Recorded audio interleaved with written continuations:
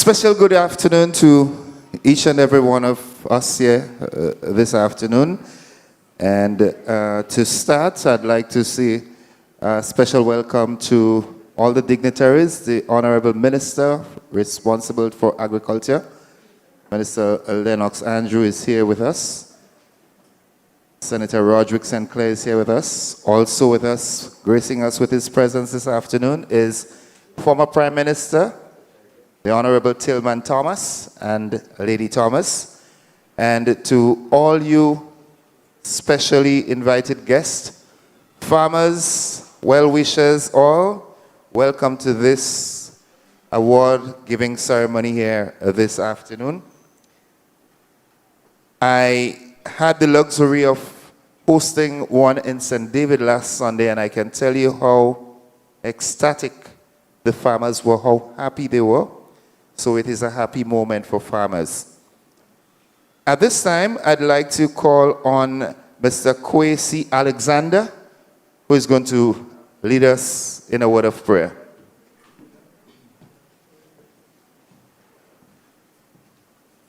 You all stand? You can stand.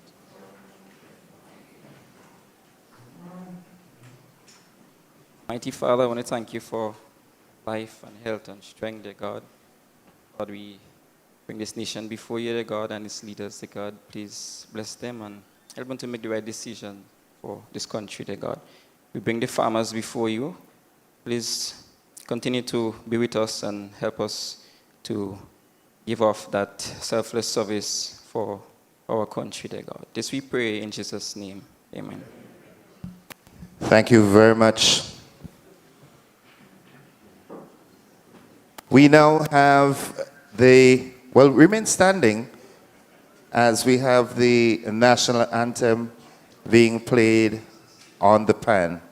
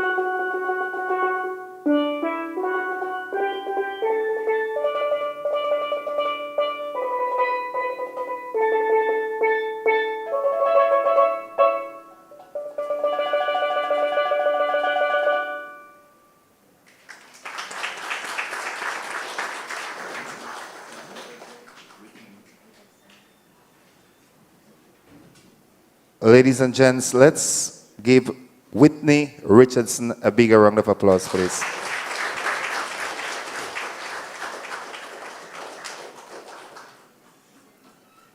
IMA Rainbow City All-Stars. Please, you may have your seats. At this time, I call on, it is supposed to be Permanent Secretary Bagwan. However, he's not here as yet.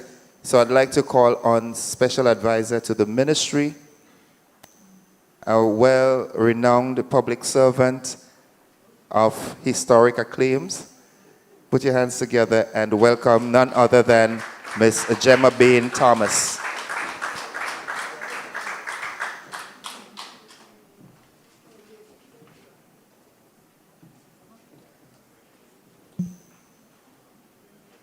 Good afternoon, everyone. Thank you very much, Mr. Master of Ceremony. And as he said, I'm substituting. So, you know what to expect. Let me acknowledge our Minister for Economic Development and Planning, cooperatives, and he's in his cooperatives jersey, Agriculture and Lands, Forestry and Marine Resources, the Honorable Lennox J. Andrews, our former Prime Minister, Honorable Tillman Thomas and Mrs. Thomas, our Senator for Farmers in the Senate, the Honorable Mr. Roderick Sinclair, our specially invited guests, our farmers who are here to be awarded this afternoon into the evening, your guests, members of staff, the media, and everyone. It's a pleasure to see so many of you here this afternoon. Up in St. Andrew, the breadbasket of the nation. And as farmers, we need to assemble where we are fed, not always in the city, because it is the capital of the nation, but sometimes in the outer parishes where we can meet, assemble, and also see the greenery, enjoy the fresh air, and all of that. So welcome to this Farmers Appreciation Awards and Unveiling Ceremony. Let me just give a little background into why we are here. This process started sometime last year when the then Minister for Agriculture, the Honorable Adrian Thomas, instructed us to put things in place to have a Farmers' Day in 2024. Now, we were planning the Farmers' Day for 2024, but did not progress as we really wanted to. And then we had a change of ministers, and Minister Andrew said he wanted us to have the Farmers' Day in July 2024. We had set a date, the 24th of July 2024, to have the Farmers' Day. However, Beryl came, and Beryl thwarted all the plans of the ministry and the nation. So we had to set another date. And whilst at the planning committee level, we were thinking that we can do this next year, the minister wanted it before the end of the year, and as a matter of fact, in October. So the committee had to get back to the drawing board. Having gotten back to the drawing board, we realized we could not have the National Farmers' Day. And so we decided we are going to have a Farmers' Appreciation, an award ceremony, and we are going to unveil the planning committee to have a Farmers' Day in 2025 and annually. So this is why we are here today having this Farmers' Appreciation. Tomorrow is World Food Day, where farmers will be showcasing all the produce, and we are going to show the world that here in Grenada, we can still feed ourselves despite the challenges that we meet. And farmers continue to work hard, to be dedicated, to be consistent, despite the challenges that we meet. Hurricane, heavy rainfall, pests, disease, all of that are challenges that farmers meet. But notwithstanding, you still continue to work hard to go back to the land and to produce. And that is why it is necessary to show appreciation to our hard-working farmers. So this is why we are here, to appreciate you. Last Sunday, we did it at the district level. Now we are doing it nationally. So welcome. Do sit back, relax, have a good time here with us, listen to the remarks, take in what the ministry is doing, and feel free to talk to any one of us from the ministry at any time. So I substituted, so welcome, and do have a good evening.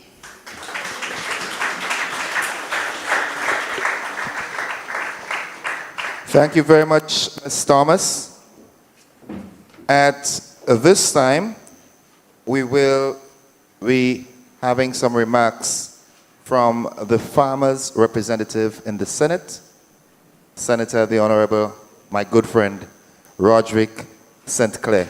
Give him a round of applause.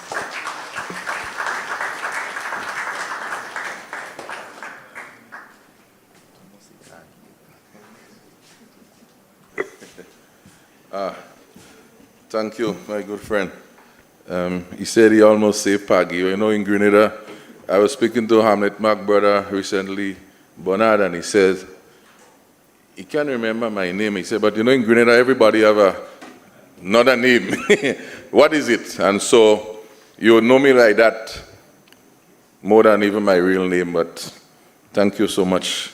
I want to first recognize, of course, the Honorable Minister for Agriculture, Economic Affairs, Cooperatives, Marine Resources, and Forestry, as well as our Honorable former Prime Minister, Tillman Thomas, of course, and his wife, Mrs. Thomas, and as I would say, all the officials of the Ministry of Agriculture, both present and retired. I see a few well-retired experts in the room, of course, and the farmers, yourself and other media personnel present.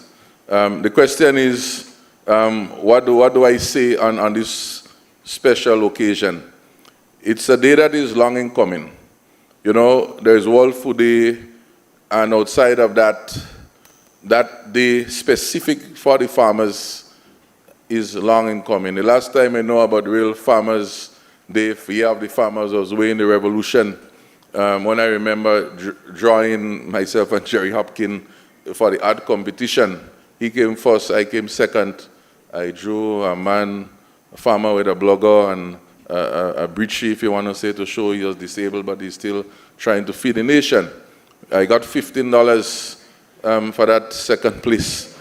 Our friends say it's two of us alone that took part nationally. So my history in championing and connecting with the farming in all farms was there for long since, you know, a kid. But on the current note, I want to say that personally, on behalf of the farmers and fishers at the same time, we are very happy that the government would have taken this initiative to have that special day to recognize our farmers. And this is very commendable, and we trust that it will remain and not disappear when the minister changes and so on. And it's happy that the current minister maintains that this program must continue. Sometimes, you know, ministers change, personnel change, and the emphasis changes. But this, I must say, is very commendable, and the minister should be applauded for keeping straight on the mission. Appreciation is very important, and not just for the farmers, but the workers on the farm, the family, the wives, the children, because sometimes, you know, the farmer, whether he's a man or a woman, is going out toiling, and other members of the family have other priorities. And they say, what are you doing that for? You're beating up yourself. You don't see any way, and you will say, well, you know, we have to do something. We have to feed the nation. And so when you have the nation coming together to recognize these efforts, then it creates a new value. It may not be in real monetary terms, but it creates real value that the person feels well and the family feels proud. So you can take home a plaque or some tangible something.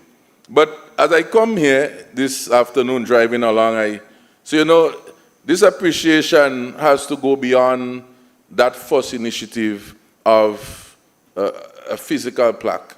And I'm not speaking also about giving the farmers $1 million in their pocket to go and have fun. Because sometimes when they get the money, then the emphasis changes. You say, well, now I have the money. I was working hard to be able to buy a vehicle, to go on a holiday. And so they lose focus. But what we're looking for is appreciation that could add value and is sustainable. So, for example, how do we partner with the private sector to ensure that our farmers can able to get good healthcare services? Yeah? So I'm saying this thing, how they can get discounts, just as how if you're a member of certain credit unions and certain things, how do we move to that stage? So the appreciation Minister, is beyond the ministry now. And so we need to get new partners. A farmer should be able to go in a hotel and spend a weekend at a special price with his family. Yeah? He's supposed to get his vehicle at a different price than a regular citizen.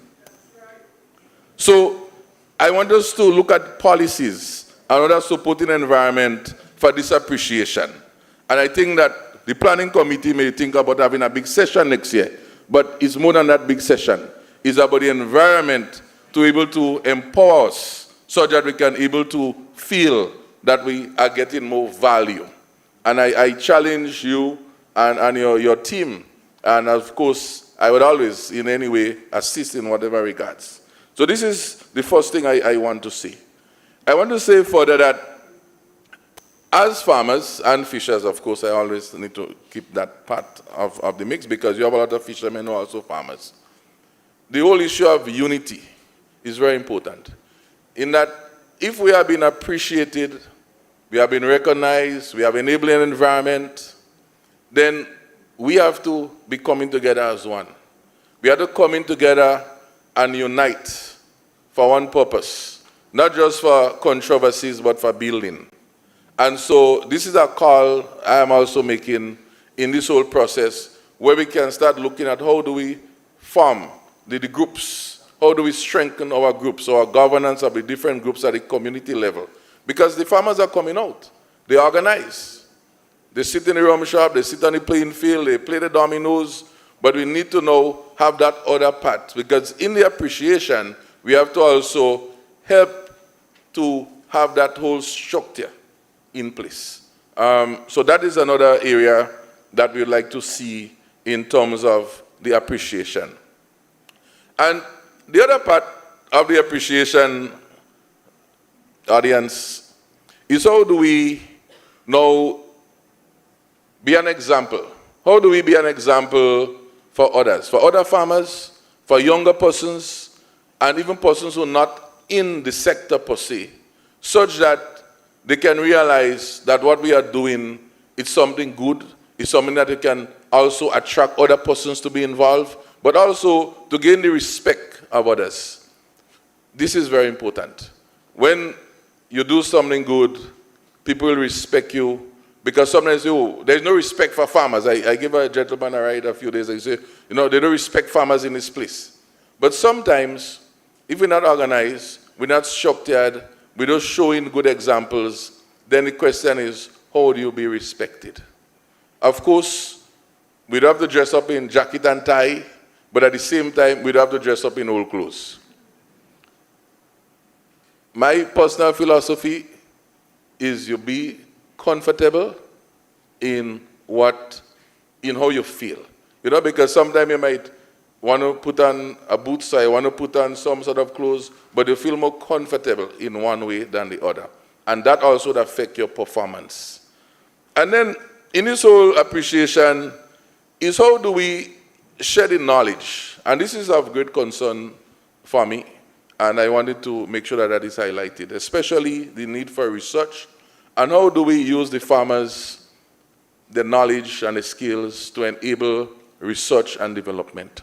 Our farmers, they are the big technicians, they are the scientists, they're in the field, they are seeing things every day. And sometimes they say, we know more than the extension officers. I don't know, they come in here, we could teach them. So if we know that, how do we now set up a system to enable that information? And instead of, you see some big research paper, PhD, some MSc, big doctorate, something, and you say, but no, all this information, but this guy came and interviewed me, and I give him all the information, he write it in a book, and he making money. We can't feel appreciated in that way. So the question arises, how do we share in those benefits? Yes, you could write a book. We share knowledge. How do we, you may say, well, that's a private business. Let the farmer do it for himself, but not everyone has that capacity in that space. And so if we build up some capacity, build up some systems, we can able, the same farmer, to be able to gain income, not only from the crops, but from his knowledge, from the books, and all the videos that might be made and collecting money. We need to be able to benefit from that. And lastly, the whole issue of record keeping and records, because at the end of the day, it is very important to have records, to have reports, such that we can be able to see what has happened in the past and how do we plan for the future. And within the farming community, we can sit and we can speak about a lot of things that happen. Good information, what happened in Hurricane Ivan, what happened in this period. But a lot of time again, where is the records? Where is the bookkeeping?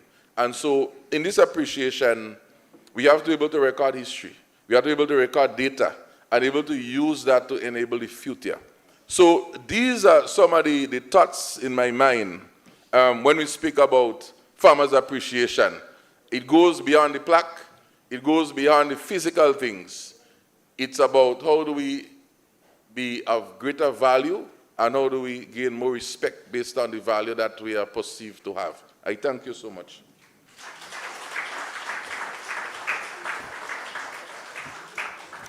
Thank you very much, Senator St. Clair.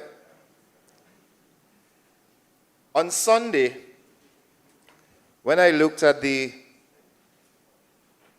members of the audience and the people who were farmers, I, as a farmer too, yes, I'm a farmer too. I'm into pigs and chickens. All right, I grew in that, so I now do it on a bigger commercial scale. We were always told that farming, as youngsters growing up, there's one story that I always relate wherever I go to talk on these things. Growing up at the top of the Pearls Airport, I was a troublesome young boy, full of energy and just troublesome. My grandmother always said to me, and I'm going to say it how she said it, stay there and don't study your schoolwork. On Dunfermline Estate, you go work. That, plus other things, made me study my schoolwork. Because at that time, to us, agriculture was dirty business, hard work. People who did farming at the time were usually referred to as those that were collected in the strainer, who didn't do well academically. We acknowledge the arrival of P.S. Bagwan at this time, P.S. Bagwan. However, on Sunday, I saw a good mix, and I'm seeing the same thing here now. All right, a good blend of aged, middle-aged, and youth. As a matter of fact, on Sunday, we had two very young farmers, young children who were involved in farming actively. And one of the things I tried to emphasize on Sunday is that it's time that we take farming more seriously than just planting crops and reaping and just going and sell. I would like a lot more emphasis to be placed on educating the population as to the vital role that farmers play. We feed the nation. And in times like these, with the war in Ukraine and what's happening in the Middle East, things are getting worse. The shipping routes are going to be affected. There are things that we will not be able to get. I don't know about you, I could live without rice. I could live without rice. I ain't sure if I could live without flour. But then we can make breadfruit flour. So it means that we have what it takes, but it's just a matter of us as a people getting to realize the importance and significance of what we do and approach it in a more business-like manner. I'm seeing some of the financial institutions, they're still kind of hesitant in funding farming. You notice someone goes to get a bus, or the young ladies, when you pass 5 vehicles on the road nowadays, 6 of them are driven by ladies, young ladies. They're giving the ladies vehicles, they're giving the men buses so that they could eventually take it back. But you, as a farmer, you go to the financial institutions and it's a whole set of run around and so forth. That is something I would like to see transformed. Farming should be taken so seriously that even the financial institutions would see it fit to invest in the sector. Any case, this is not my event. My event is the March Grass, so I'm not, that's my event. At this time, we have a presentation, a video presentation, Golden Harvest, showing what the farmers can do. A video presentation. Farming is the backbone of every society worldwide. Could be what you are. You must have a two little tree you're growing.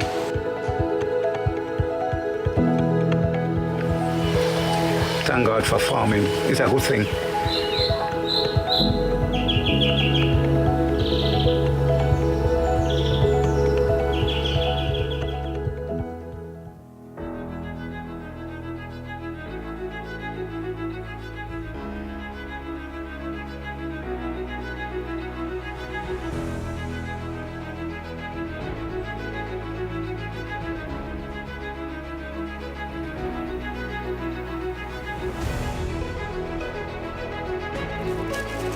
I'm a recent graduate of the Secondary School and I'm a passionate young farmer. I am very passionate about oats. Since I was in school, they used to involve me as the most essential one in agriculture. So I always build a love for agriculture and oats. Most times I just get up like 5 o'clock in the morning, come down, organize, if I have feed them, change the water, clean the pen, and basically just do morning chores like wash wells, whatever I have to do and get ready for school and try to be on time. But sometimes back then now I used to reach school late. Yeah, true. Sometimes first I was so passionate about good, sometimes I come down here and I forget I have to go to school. Have like 6 cows, 2 goats, and the land has a pig farm on it, which is owned by family, and I help maintain. Sometimes we're about 300 pigs at one time. I'm an organic farmer and I use them for manure, stuff like that. So it's beautiful to see the cycle, we feed them, they feed us, through the soil, and healthy soil, healthy crops. Well, I grew up in a community where farming is a main bread owner of the villagers. Mom had a backyard garden. I remember growing up and watching people say, Ted, once we grow our stuff, all we need is to buy meat. As a PRG, what I'm saying, eat what you grow. I started farming when I was a kid. I used to be on the farm with my mom, planting stuff, so I actually grew up in farming. And I find a lot of love in caring animals and growing plants. Mom, which is my mother, she know that I like to plant, because any little thing I get, I will stick it in the ground. So she give me a little portion of ground around the house, and she said, Franklin, you plant your thing in them. And I plant cabbage and melon. I make a big melon and I leave it to well fit. My brothers and them wanted to pick it early, but I said no, leave it. I ready to pick it, it's mine. And when I pick it and I cut it, when I raised the knife and the bar packs, and inside it was real pretty. So I said, okay, I'm giving all the people and them a wrong piece. Let us see what I grow. And I did that. I cut it up and I bring it for them and they said, you got this, man? It's sweet and it's nice. And I say, okay, when I get big, I want to be a farmer. And so say, so done. Farming is something which I enjoy. Farming, well, from a child growing up, it's like that we are accustomed doing. Since my parents' home, we had land, we had cows and sheep, and and we was like girls, men and boys. And we just keep walking. So we as girls used to walk just like boys. And from there, I started and I never give up on farming. Is that we're doing for like we life really good? Farming. Every Friday I used to go in St. George's Market and sell. And right now we take it in a different way that I don't go in out there and look to sell on the street. I sell wholesale. I sell for other vendors that go in and sell again, you know. So sometimes from the land here I just gather the things and they come pick it up, and you know, I make it kind of easier because the time I have to spend to go out on the street and sell, I could use it in the land, you know. I mine goat alone because I don't have no big set of land to do no big set of farming. So I mine couple goat and I do landscaping. I come in Montmorris, live in there, mining my goat. When I live in Montmorris, I didn't know how things would be, so I sell out some, keep 2, come down there and then settle down, and just build back up the flat to reach about 97.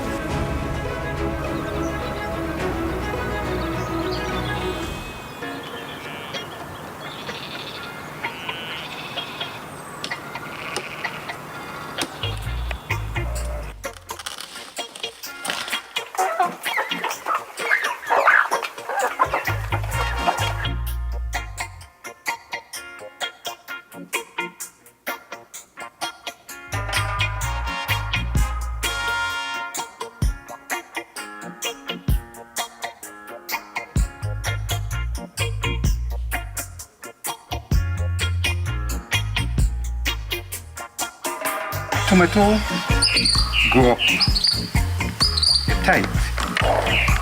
Then after a couple of days to a week, it seems to where tight it move again. Some people give it 2 tight and they're satisfied with that. Some people give it 1 tight and they're satisfied with that. But being as tomato always is to grow. When it grow a height and you're in tight, it juke.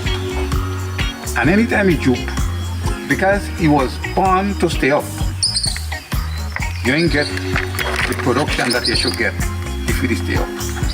So I learned to tie my tomato right up until he want any more time. And I'll get everything from a tomato tree. I really take what I want from it.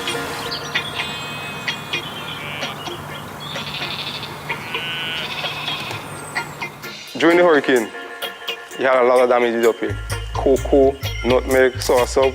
Well, I had a field of planting, almost 400 planting, everything flat. But when there's life, there is hope, so I continue going again.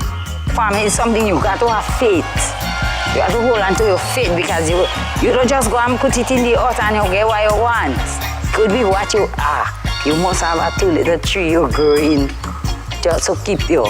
Over the years, I've seen how people have gotten more serious about their wellness and, you know, how they eat and what they eat, you know. So I really do feel that, you know, there are many people on the island that take their health serious and, you know, either they grow in their own food or they source. So seeing that really gives me hope that, you know, there is a space for real food again. But we gotta start somewhere, and I mean, again, if you want to celebrate something, let's celebrate a start. A lot of people want to do farming, but when they check on the marketing, it's hard. We grow products. Sometimes you have to think about where you're getting your product sell. Sometimes at the time you plant it, it's a lot on the market. So if you get a foreign market for the product, more people will be interested in growing, because if I plant 2,000 tomatoes and then I get market for everything, that will encourage me to plant double that amount. Farming is the backbone of every society worldwide.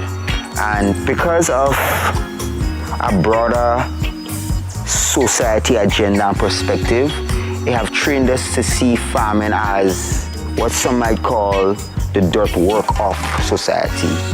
But it's also insane when you think about it, because without farming, there is no society. So how do you not respect and love the people that are growing your food? Well, one of the purposes of my farm, basically, I'd set it up as a kind of model farm. So once you do a walkthrough, you know, you realize I try to highlight all the different aspects of aquaponics under one roof, one greenhouse. People usually look at a farm, as I said before, with the water boots, dirty clothes on the garden every day. But financially speaking, there are plenty of farmers that are doing very, very well. I mean, a farmer role is a critical role with regards to sustainability of our country. For me, I think more youths my age and a little younger than me should get more involved in agriculture. Parents should try and get the children involved, get a little goat, get, even if it's a sheep or a rabbit, build a little coop, and explain to them this is not really slavery work, is to give you responsibility, if you understand. Let me do something to uplift yourself. Set up some factories, set up something. Help a farmer who really need a help. Now, I achieve a little house, I don't really boast into say all that thing. I don't have no big set of money. But I could have shown my children a better way of living. And that is what everybody is supposed to be looking at. Okay, struggle day, but let me see if I could end my struggle doing something better for my children and for my grandchildren to come. The Creator can come out and say, all right, I could give that to him. But he will give strength, health. You decide and so on, say, I deny. Farming has given me this house. Thank God for farming. It's a good thing.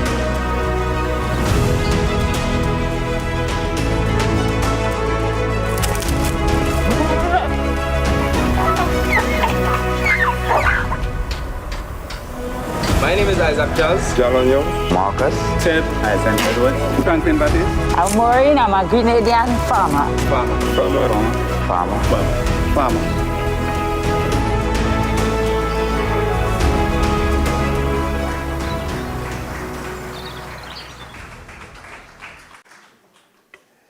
Folks, that was just a snippet of what farming is all about.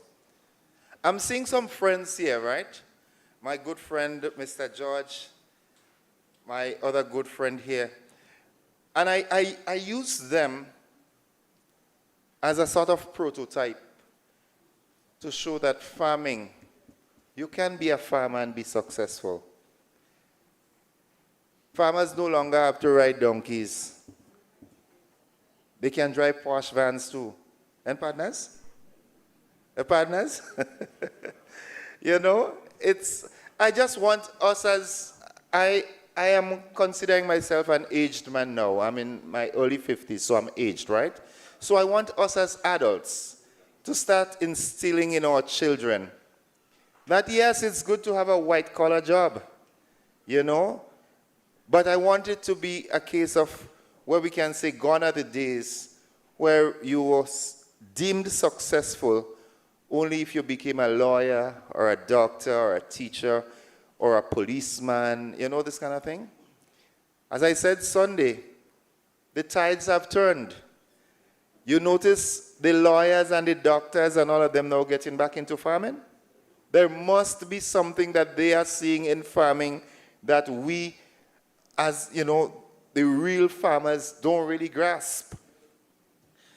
In any case, nonetheless, we have the first presentation of awards, and these set of awards would be given to the farmers from the West and the South.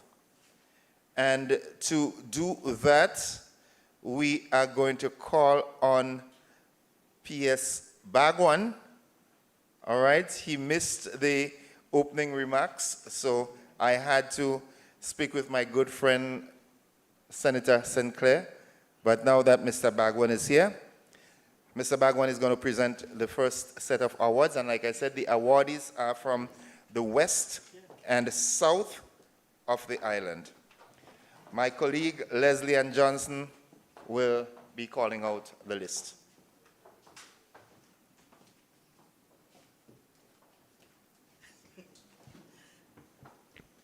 Thank you very much, Mr. Master of Ceremonies. Good evening to everyone. Thank you so much. As mentioned, we will award farmers in the Western District. We'll start with Beverly and Ian George. Beverly and Ian George constitute a family-owned local poultry enterprise. Based in Mangpanasa, St. George, the enterprise is primarily involved in the production of poultry, of course chicken and eggs, for the local market with plans for expansion. The family-owned enterprise is committed to ensuring that Grenada attains food and nutrition security and a reduction in the import bill as it relates to chicken and eggs. Ladies and gentlemen, Beverly and Ian George.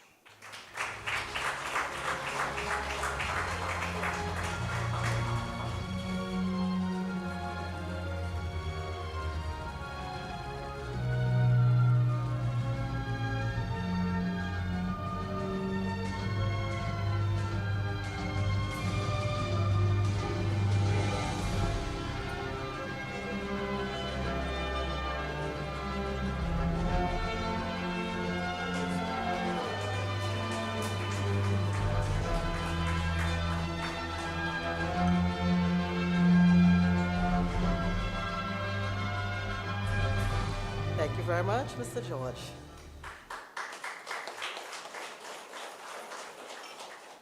The second awardee, Mr. Carlos Peters.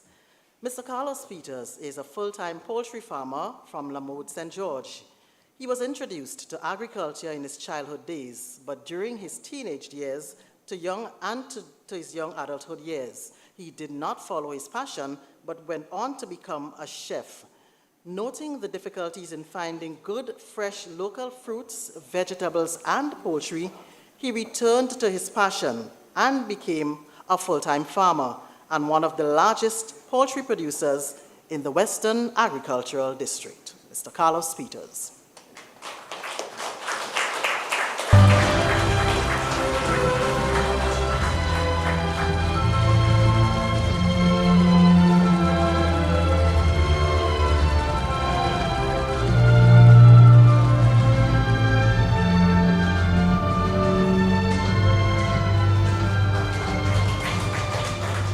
Thank you very much. Mr. Charlie Muller. Mr. Charlie Muller has been in the farming industry for more than 35 years and operates a 4-acre plot located at Palmist in St. John.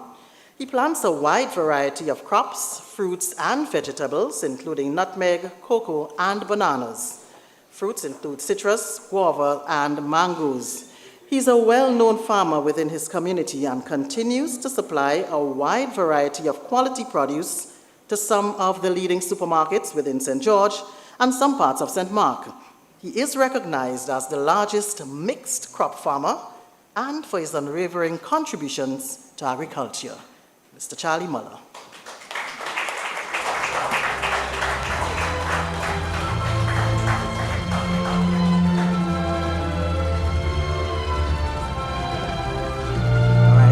Coming to collect on his behalf.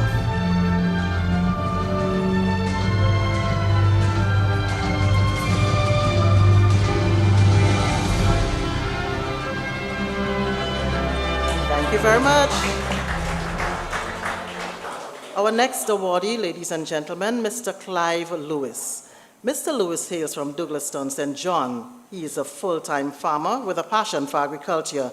He's a graduate of the Mirabeau Farm School and later branched off into his farming venture.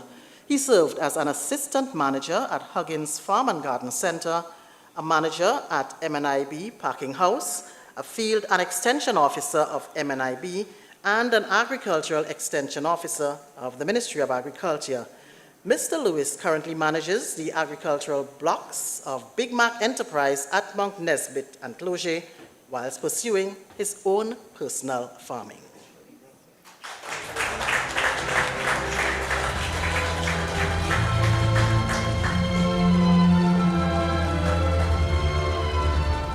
Mr. Gavin Campbell. Mr. Campbell was born into an agricultural family growing traditional crops, root crops, vegetables, and later tree crops, mainly citrus, mangoes, and soursop. He developed a passion for agriculture at an early age and continues with that passion to this day. He joined the Grenada Cocoa Association in 1981 and spent 27 years there as a quality control officer. Mr. Campbell has dedicated more than 40 years to the farming industry within his community and agricultural district.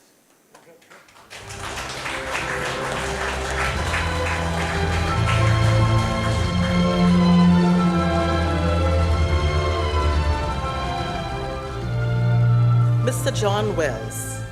Mr. Wells is an 89-year-old full-time farmer. He grew up practicing with his family from a very young age. He started part-time farming on his own in 1973 on rented land at Cloget. He then purchased 6 acres of land at Cloget St. John and branched off into full-time farming. He's a passionate and enthusiastic farmer and an upstanding member of his community who is farming with pride. Currently, he plants nutmegs, bananas, and root crops. Mr. Wells is recognized as one of the oldest and most active farmers of the Western Agricultural District.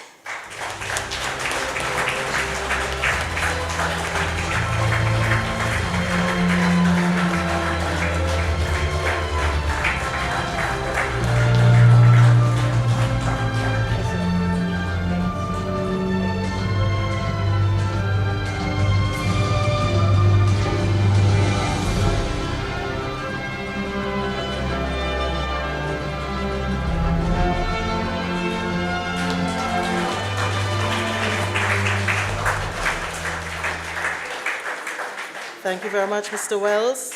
Our next awardee, Dr. Malachi Doughton. Dr. Doughton is an agribusiness entrepreneur who has devoted more than 40 years of his life to agriculture and food and nutrition security in Grenada, and is a long-standing protective culture farmer in the Western Agricultural District. Dr. Doughton is a graduate of the Mirabeau Farm School and the owner and operator of Agritech Limited, a sustainable agriculture company created to assist farmers and food service businesses across the entire value chain. Dr. Doughton has amassed extensive experience in the agricultural sector, working within the Ministry of Agriculture and with local, regional, and international agricultural organizations. Dr. Malachi Doughton.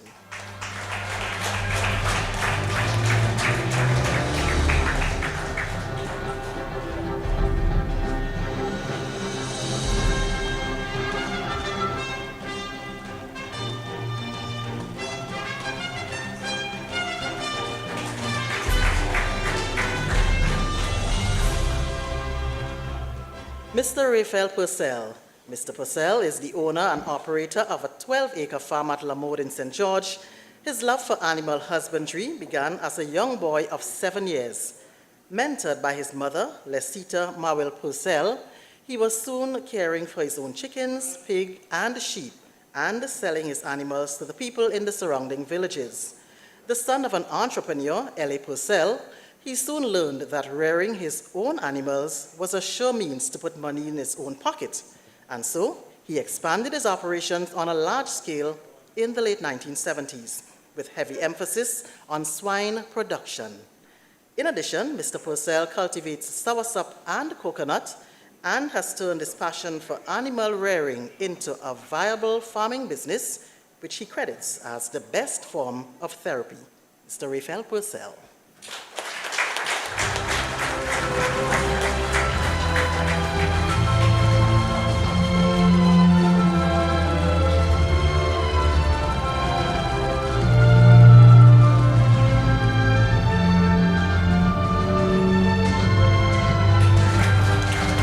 Very much, sir. Miss Theresa Henry. Miss Theresa Henry, a female farmer from Concord, St. John, cultivates a wide variety of short crops, including seasonings, sweet peppers, and okra, and she also rears broiler birds. She is a very passionate and jovial farmer in her community. After taking care of her family, she would go to her garden, where she would spend most of her time, and occasionally to the market to sell her harvest. Miss Henry is being recognized as one of the long-standing female farmers in the Western Agricultural District who encourages everyone to put something in the ground. Miss Theresa Henry.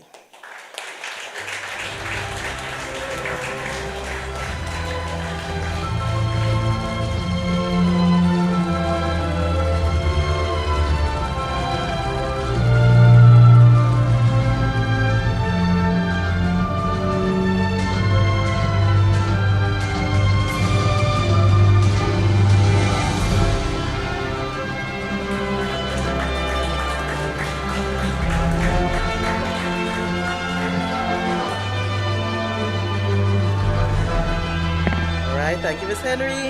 Another female farmer, Miss Yvette Ince. Ms. Ince has been involved in the farming industry for more than 30 unbroken years.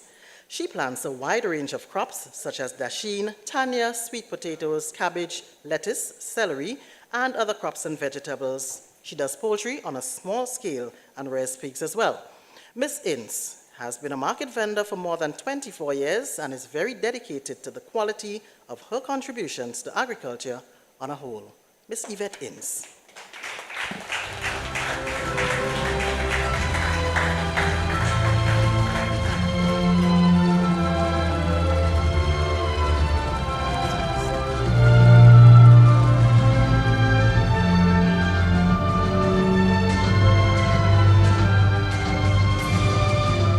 Gentlemen, we move now to the awardees in the Southern Agricultural District.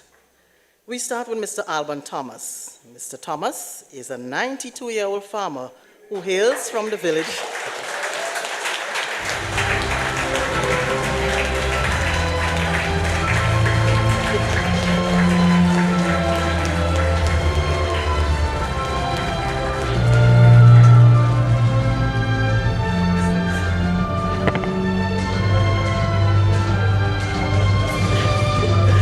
Mr. Thomas hails from the village of Tabor in St. David and has attributed most of his life's achievements from the agricultural sector.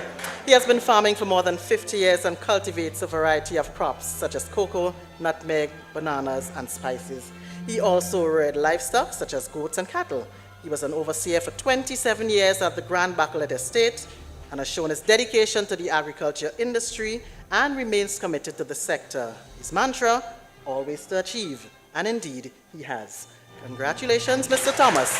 Continue raising the flag for our farming community.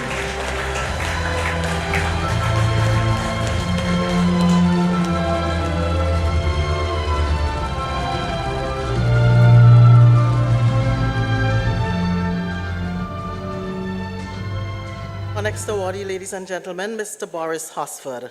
Mr. Hosford hails from the village of St. Paul's and farms in Pedmata and Badia in St. David. Mr. Hosford is a very diversified farmer who grows a variety of crops, cocoa, bananas, plantains, and operates on 2 parcels of land. He's also a land valuator. He's very efficient in his agricultural practices. He's motivated and has the passion and dedication for the agriculture sector. Mr. Hosford is also a market-oriented farmer who has the desire to expand his farming enterprise. Mr. Hosford, we appreciate your hard work and dedication and applaud your efforts in securing our nation's food security.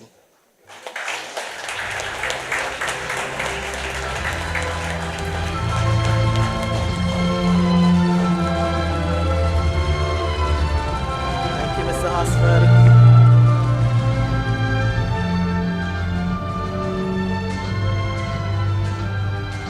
Mr. Cecil Winsborough. Mr. Cecil Winsborough has dedicated most of his services to the agriculture sector.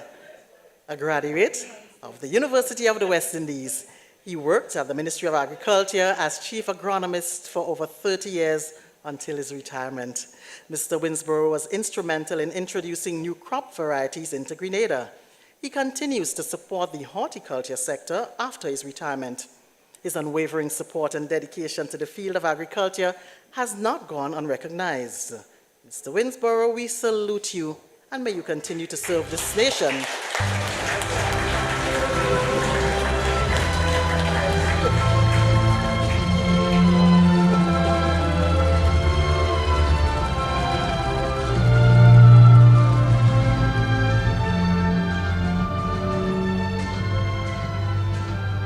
Miss Gemma Fleming. Miss Fleming is a female farmer from Laurel St. David. She hosts many guests at a botanical garden, displaying a wide variety of flora and fauna. Miss Fleming is a dedicated agro-processor who produces a wide range of cassava products. She's an enthusiastic, warm-hearted farmer, and her passion and dedication in the agro-processing and cultivation of cocoa has not gone unnoticed. Continue to play your role in ensuring food security and security throughout our Tri-Island state. Ms. Gemma Fleming.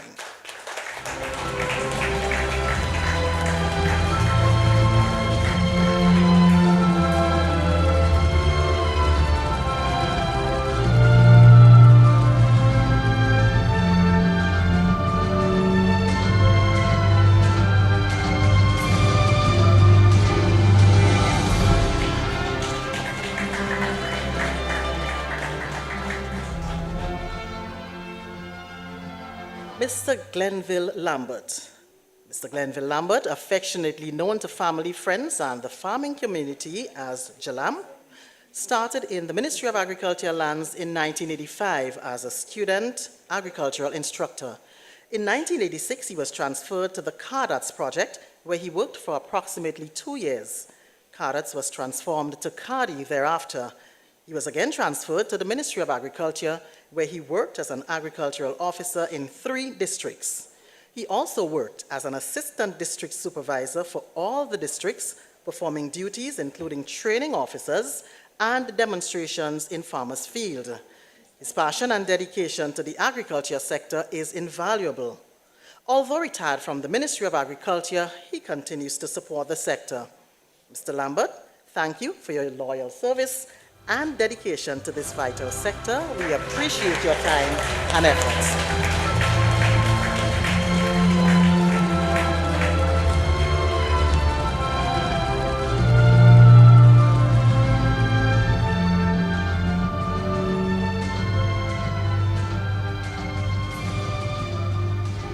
Miss Maria Licorice. Miss Licorice of Vincent St. David is a very ardent female farmer who is grounded in all aspects of her farming. She cultivates vegetables, fruit crops, and tree crops, which include nutmegs, cocoa, and spices. She's also engaged in livestock, rearing small ruminants, and also engaged in poultry production. She's a very hardworking and dedicated female farmer who deserves her emulation. With more than 40 years of experience, she's also a motivating factor in our agricultural sector. Ms. Licorice, we appreciate your hard work and dedication.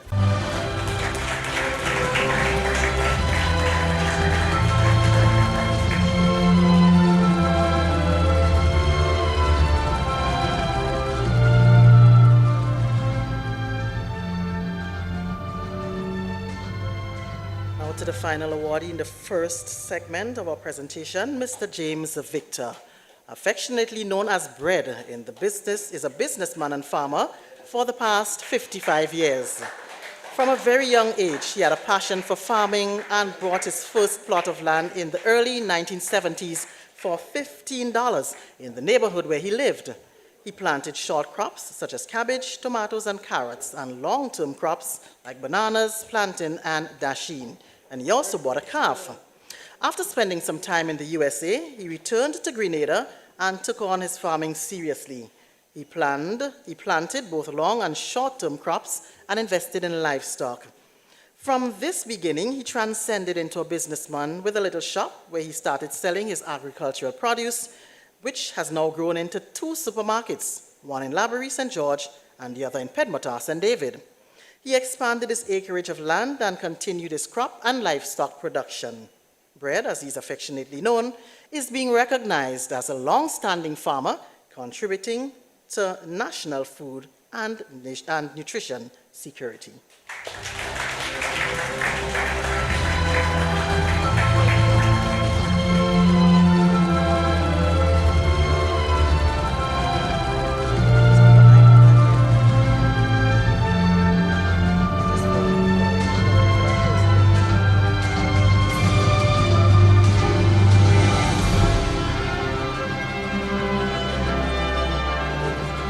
Gentlemen, thank you very much.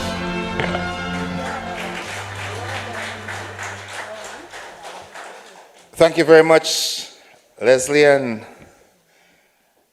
I want to ask for a bigger round of applause for all the awardees, each and every one of them.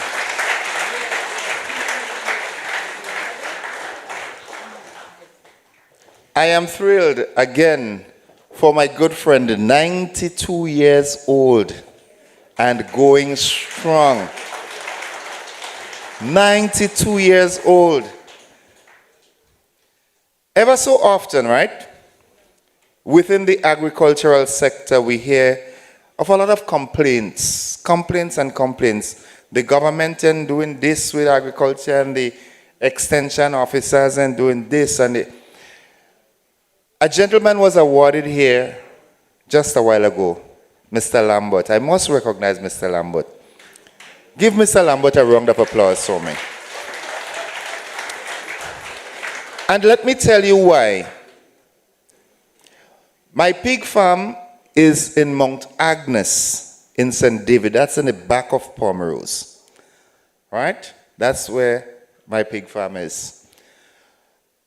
Mr. Lambert was attached to the Grenville branch, or maybe the St. Patrick branch. Was Grenville? And I had a problem with one of my sows. And I was trying, no bashing here, it's just facts, as the young people say nowadays, facts. I tried reaching out to the St. David branch and nobody was available. But I always had Mr. Lambert's phone number, because we socialize, sometimes we participate in the libation every now and then, you know. So I called him, he said, but I'm in St. Andrew. And I'm going to use his term, where you there? Not where did he there? Where you there? And I said, look, here I am. He said, okay, help is on the way. And within 2 hours, a vet was by my pig. So, ever so often, we tend to like to lift the ills and not commend the good. Give Mr. Lambert another round of applause. And he continues, yeah? He hasn't stopped. That's just his personality, you know? I wish that the entire sector, the agricultural sector, especially the people within the ministries and so forth, can, you know, take a page from his book. Lovely. We now have a little bit of entertainment. We don't want to have you sitting and bored, you know. So we now call on Miss Colleen Perryman-Rouse. She's coming to do a spoken word. Give her a round of applause, please.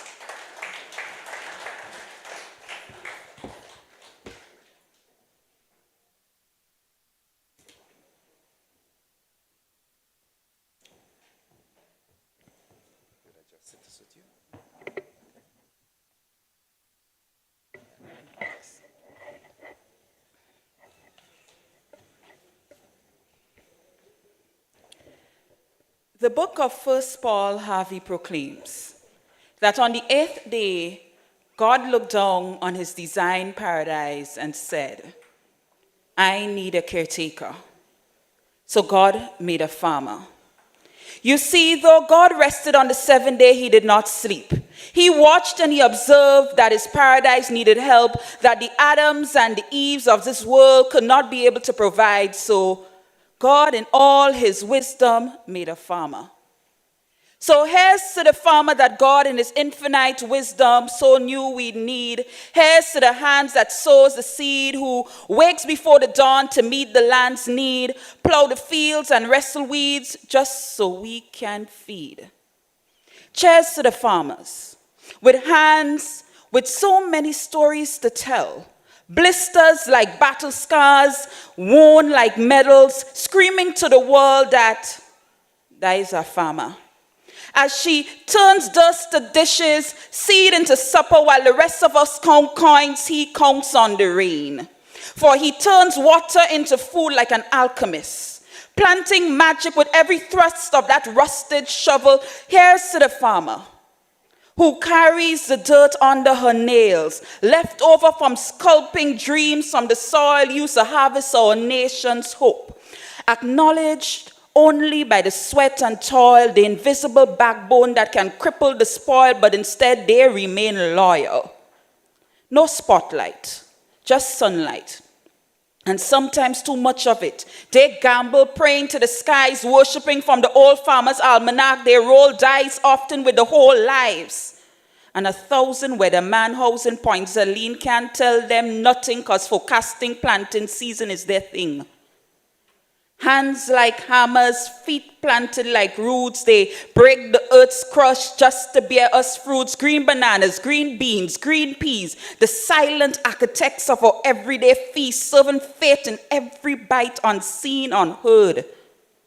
But make no mistake, God needed to make someone on earth responsible for our heartbeats. So on the 8th day, he made a farmer. Listen when I am finished here. I'm doing a good job, but don't applaud me. Because they don't get applause, just the scorch of the sun and the hiss of the wind, never a red carpet, just the third part won't thin, but they bend low and lift the ground higher. God, that ground game lock, brown hands, bong with desire to turn brown ground to green pastures faster, faster, faster. As your needs get bigger and bigger and bigger, they try to provide for us faster, faster than our fast, so that when we fast, we get to do so by choice and by desire. They weathered Ivan, Rat, and then Emily's came like echoes of chaos, followed by burial, relentless. Yet the farmers stood tall. They sowed again, turned broken land into hope reborn. They dig deeper after each storm passes. Winds may howl, but their spirits remain unshaken, unbroken, unspoken. They just take it all in, and to the land, they just get back in. So let's give it up for them. Let's give them their dues. Let's honor the ones who ground us, who walk the ground and stay grounded, who break soil so that we can break bread. They plant so we can grow. They toil so we rest. Nurturing nature, feeding futures with each dawn that rises. Let's give them their flowers now. For the flowers they grow, they sow resilience in every row. It's time to reap respect, to honor the hands that turn dirt into sustenance and sweat into tomorrow. So raise your glasses of milk later, or your local fruit juice, or your rum too, because without them, you won't be able to drink those two. Pour out one for the folks who deserve it most, the ones who plant patience, harvest hope unseen, growing the gold from the brown while we chase the green in our rat races. We may get thirsty, but they make sure we ain't never hungry. Cheers to you, the farmer. When God looked down on the world he created, and he realized that we would eat just about anything, forbidden or not, he knew we would need some specialized help. So on the 8th day, God created a farmer.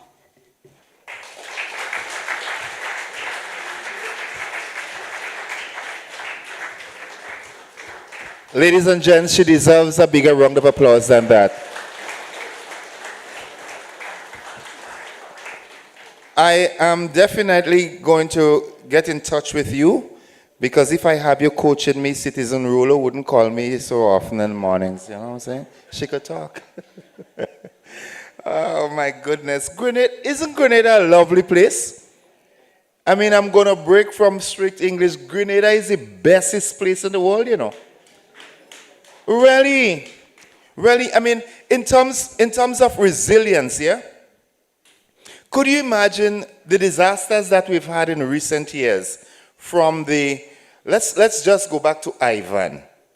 Could you imagine had Ivan struck Barbados as it did to us? You know, Barbados would have still been reeling from this. We've gotten Ivan, we've gotten Emily, we've gotten Mr. COVID. Now, I think it's Miss COVID. COVID had to be a lady. Yeah. I wouldn't say why. I don't want to sound chauvinistic, but. And then we had Beryl. But even after Beryl, just 3 months ago, Grenada is getting back greener. Carriacou, I haven't been to Carriacou as yet, but all evidence that I've gotten from Carriacou shows that Carriacou is rebounding. We as a people, I think we've got special blood, a special kind of blood running in our veins. And you know, they say blood is either A positive or AO and all them kind of alphabetical things. I think the real characteristic of our blood is resilience. As a people, I think you all need a round of applause. Grenada, the bestest place in the world. At this time, I'm going to call back my colleague, Leslie Ann Johnson, to call out the awards. And this time, we are going to be awarding farmers from the north and posthumous. Those of us as farmers, well, not those of us, I ain't passed on yet. I ain't going there. I think my time for going has already passed. I remembered myself on the hospital bed in 2009 when I was diagnosed with leptospirosis. Yeah. And Dr. Noel and everybody gave up. And I keep telling them, I'm not dying. And the next person I'm going to introduce who is going to distribute the awards, he came to look for me. In the clouds that I was in clouds. But I remembered, Uncle Tilly came to look for me. Put your hands together and welcome to the podium former Prime Minister, the Honorable Tillman Thomas.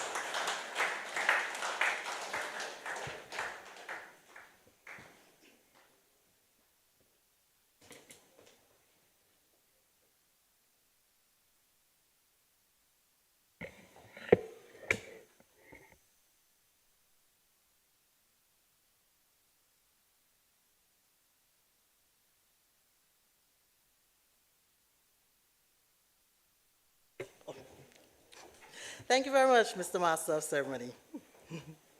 All right, as mentioned, ladies and gentlemen, we are awarding farmers from the Northern Agricultural District, and then we will present posthumous awards to the family members of those who have made their contributions but have now gone on to the great beyond.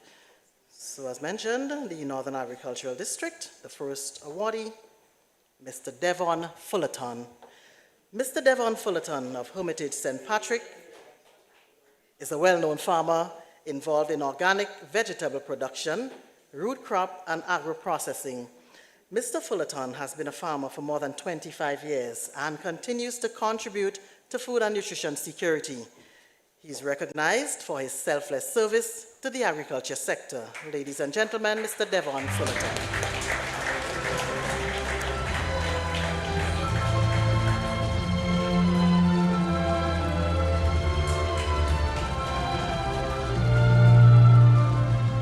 Thank you, sir.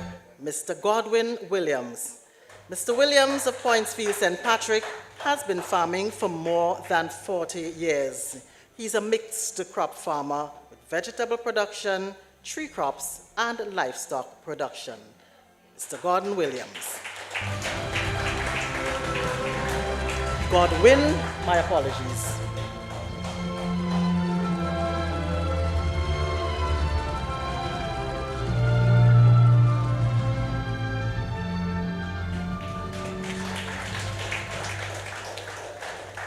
Next awardee, Mr. Gordon Bowler. Mr. Gordon Bowler from Fountain St. Mark is a lifetime farmer. He has spent the last 80 years in agriculture doing traditional and root crops. Mr. Bowler is not here. Is there anyone who can collect on his behalf?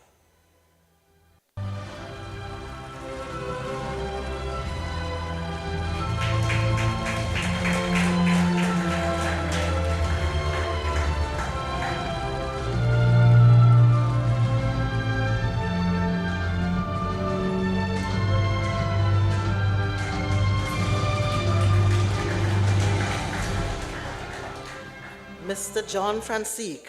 Mr. John Francisque of Pointsfield St. Patrick is a well-known farmer who is involved in mixed crop farming.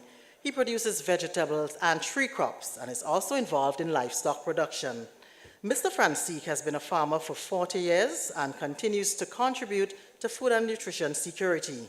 He's being recognized for his selfless service to the agriculture sector. Ladies and gentlemen, Mr. John Francisque.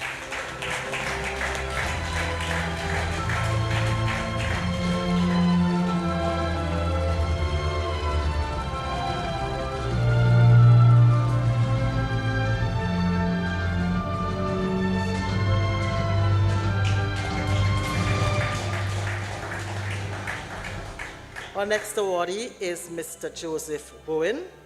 Mr. Bowen of Maday St. Patrick is a well-known farmer involved in mixed crop production.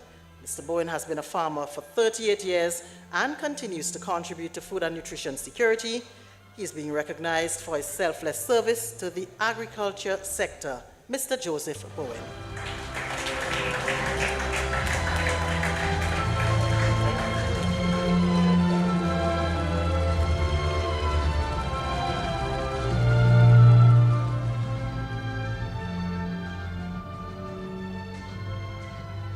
Mrs. Maureen Matthew Charles. Mrs. Matthew Charles is a well-known farmer who cultivates mixed crops. She has been a farmer for 39 years and continues to contribute to food and nutrition security. Mrs. Charles is recognized for her selfless service to the agriculture sector.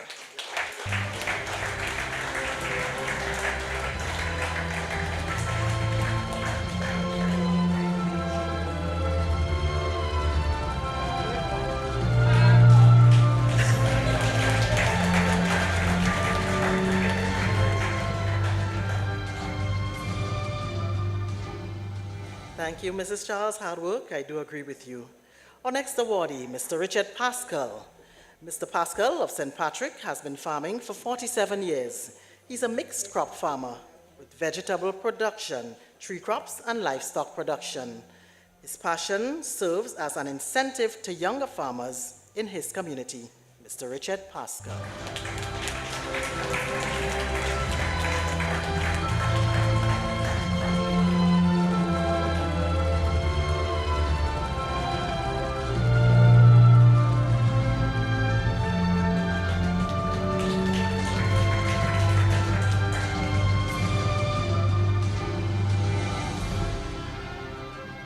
Mr. Stephen Lewis.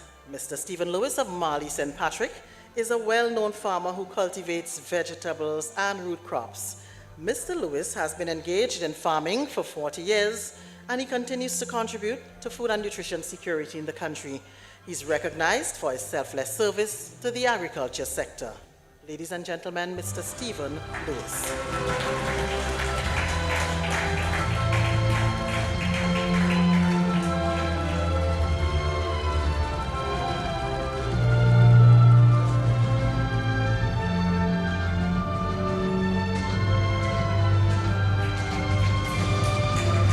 Thank you very much, Mr. Lewis. Our next awardee is Mr. Walter Harford.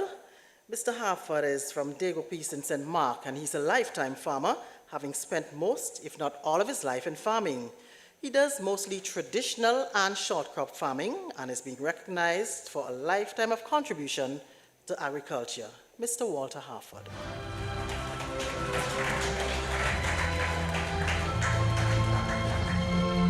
Mr. Harford is apparently not here. Is there anyone who can collect on his behalf?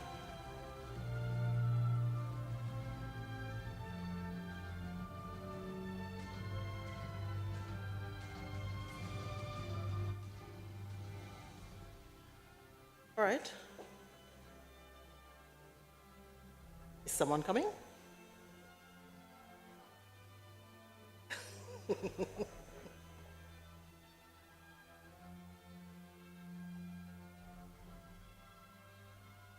No? All right. Ladies and gentlemen, we move on now to the posthumous awards.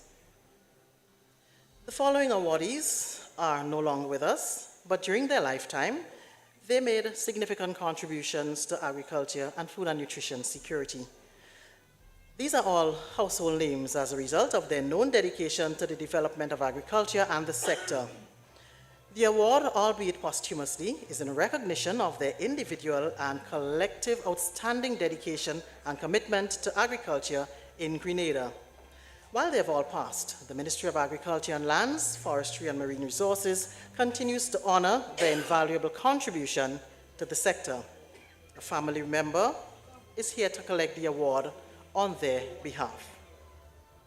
Mr. Adrian Bola.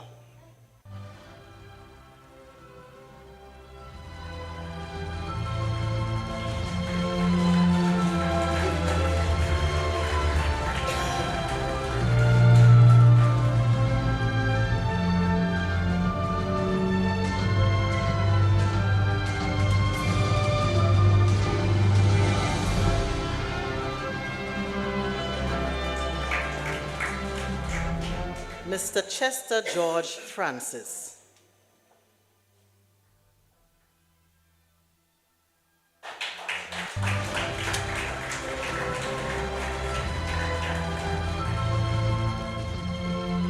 Is anyone here to collect on his behalf? No? He's coming? Okay.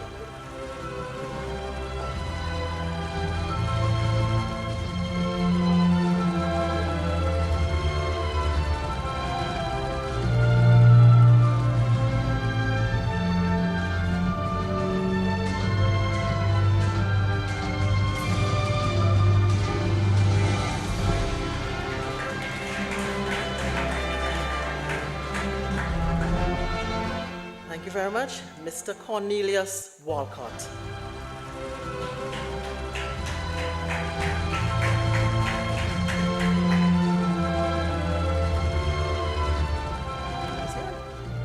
Mr. Christopher Lord.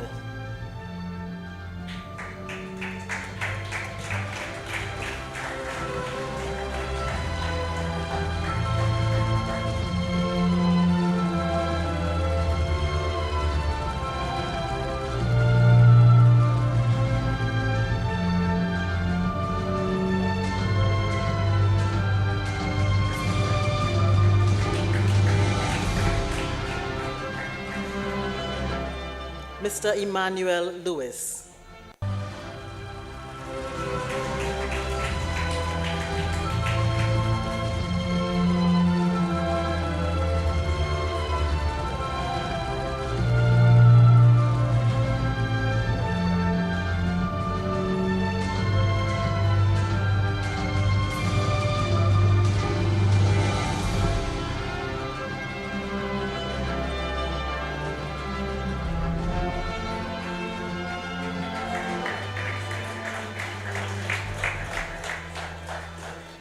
Mr. Gregory Hagley.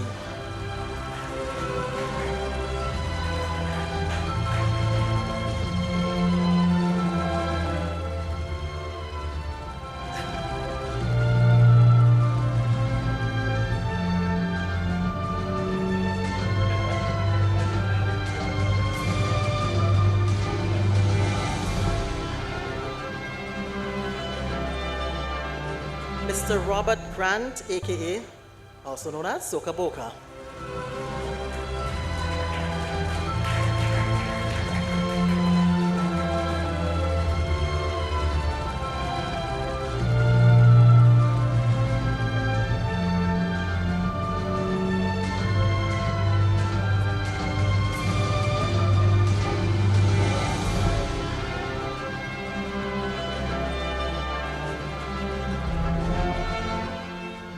Mr. Roy Macmillan.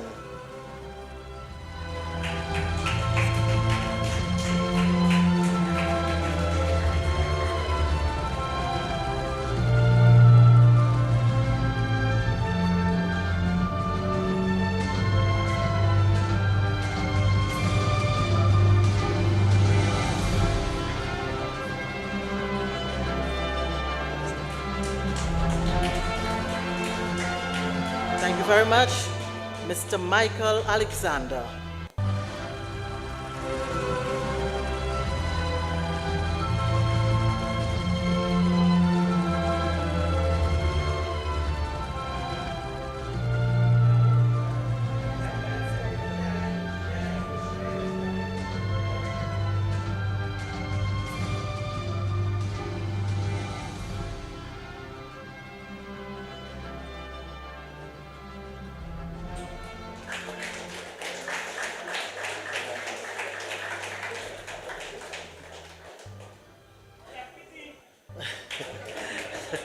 Thank you very much, ladies and gentlemen. When I come back, we will look at the special awards, and those are the awardees for the Eastern Agricultural District. Thank you.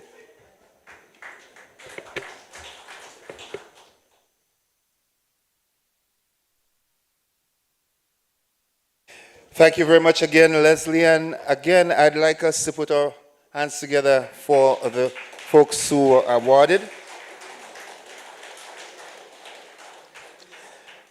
I was sitting in the corner there, and I was just, listening, and I was saying, I hope to God that Leslie Ann did not call my name in the posthumous list,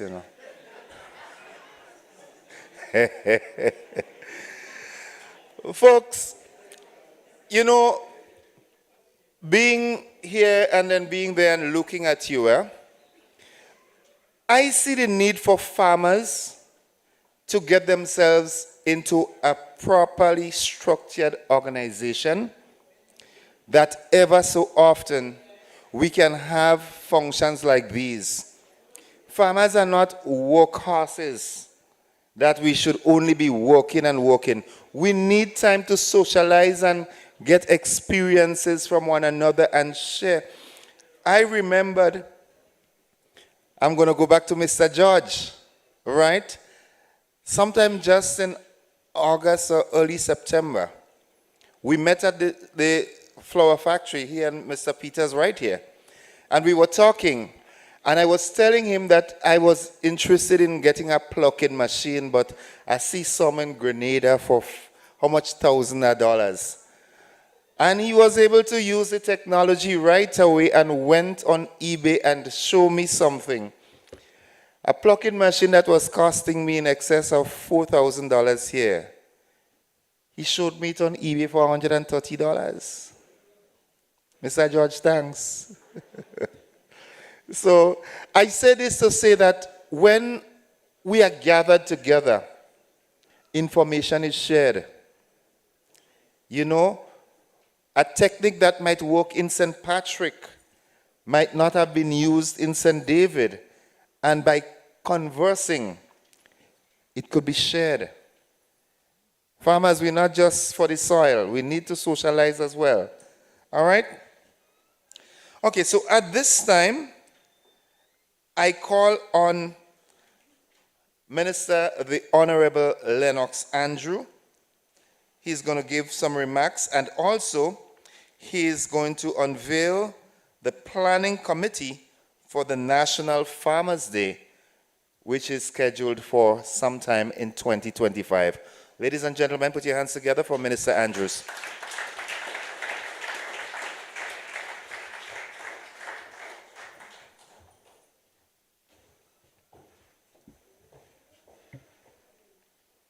So thank you very much indeed, Master of Ceremonies, former Prime Minister, Tillman Thomas and Mrs. Thomas, Permanent Secretary, Isaac Bagwan, Senator, Farmers Representative in the Senate,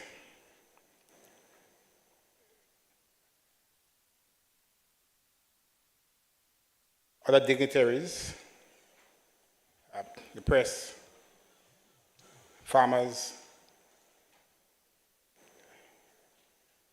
and I want to say a special recognition to our 89-year-old and 92-year-old farmers.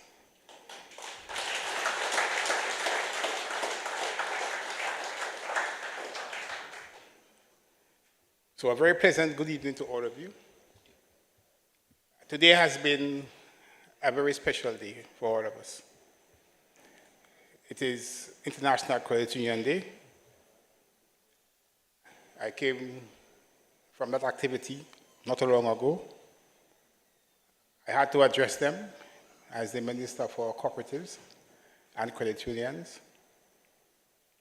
This morning we were distributing checks to farmers in Grenville. That was a wonderful occasion, and I am here now with you. And when I'm finished with you, I have to go to the cinema to meet with some young men. So it has been it is a very meaningful day for all of us. I first want to begin by expressing my thanks to former Minister of Agriculture, Adrian Thomas. Obviously, he would have liked to be here, but he has to travel in fulfillment of his other duties as a Minister for Tourism. And I want to thank him for his brilliant idea. And as Ms. Baines said, I had no other choice but to continue with it, and to continue with it as quickly as possible.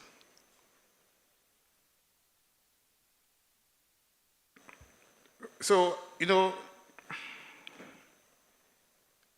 we do many good things in this country. And we have many good people in this country. Sometimes we don't take enough time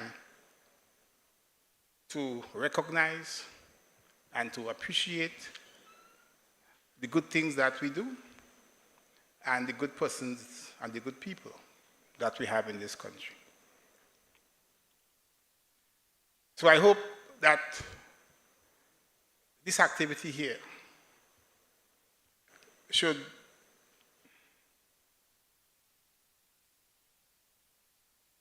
be on the airways, on our television, on our radio. It must run and run and run so that the people of this country must know of the good things that takes place in this country. And if we do that, we will be assisting to build a much better place and create far better citizens that we have.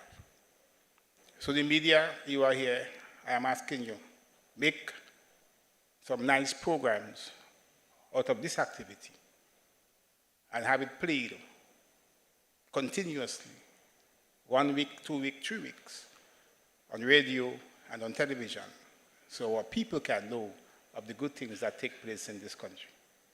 All right? Thank you very much. So we are here to recognize, first of all, 50 farmers for their dedication, for the work, for the production.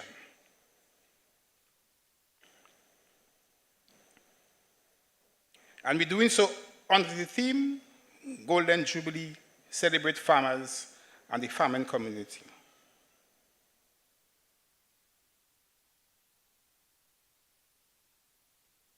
But we are also here to name the persons who have been identified to sit on the planning committee to ensure that as of 2025, we have a Farmers' Day. And that Farmers' Day, my dear ones, is extremely important. We have days for all kinds of things. The United Nations have recognized days for all kinds of things. I think UN also have a day for dogs. Yeah? Of course, the UN don't have a day for men. They have a day for women. So we hear about International Women's Day. We have never heard about International Men's Day. But it does not matter, I should think. But the real producers of wealth, the real creators of good living, the real producers of healthy food, the real producers of what accounts for us having long, healthy lives, as manifested in our two 92-year-old and 89-year-old. The real producers are our farmers. Yeah? And it is long overdue that we must give them their due, that we must recognize, applaud, accept, and value the work that they do in producing not just food, but quality food, healthy food for us as a nation and as a people. And, I sit there this evening and there are certain things that touch me, that move me, and I'm so profoundly moved and so profoundly touched when I see these young, middle-aged, and advanced age Grenadians come forward.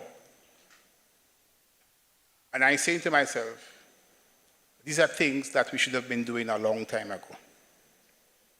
But as the saying goes, it's never too late. All right? It's never too late. So we're starting, and we hope we can start and continue.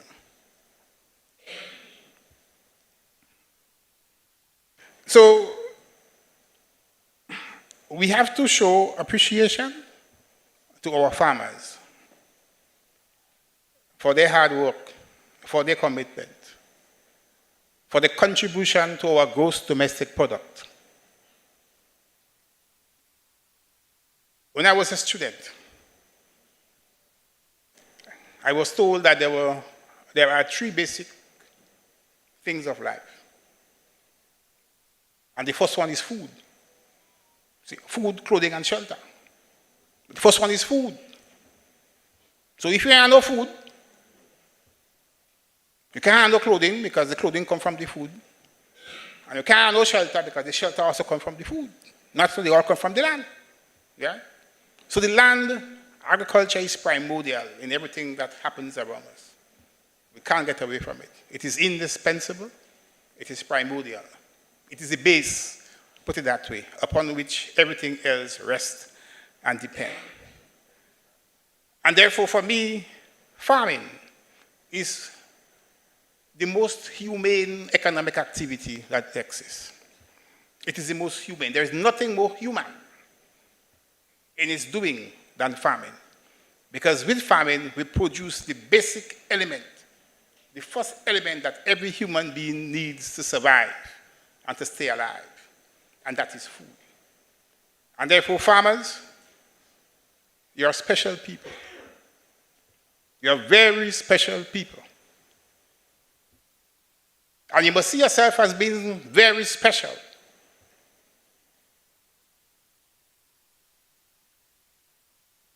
See yourself as being very special. And what we want to do on Farmers' Day is to bring out that importance of farming and of farmers to our country. We have to bring it out. That's a message that must be spread throughout our country. That's the message that we have to say to our people. On that day, we have to find a way to encourage our people to be actively involved in farming. On that day, we must get our young people see farming as a profession. They must like it. They must want to do it. They must have a passion for it. They must bond with it. And I must say that these days I observe that there are many young people who are going into farming. Many of them come to me. Many of them say to me, I want to be a professional farmer. But I say to them, I don't like to call you farmer.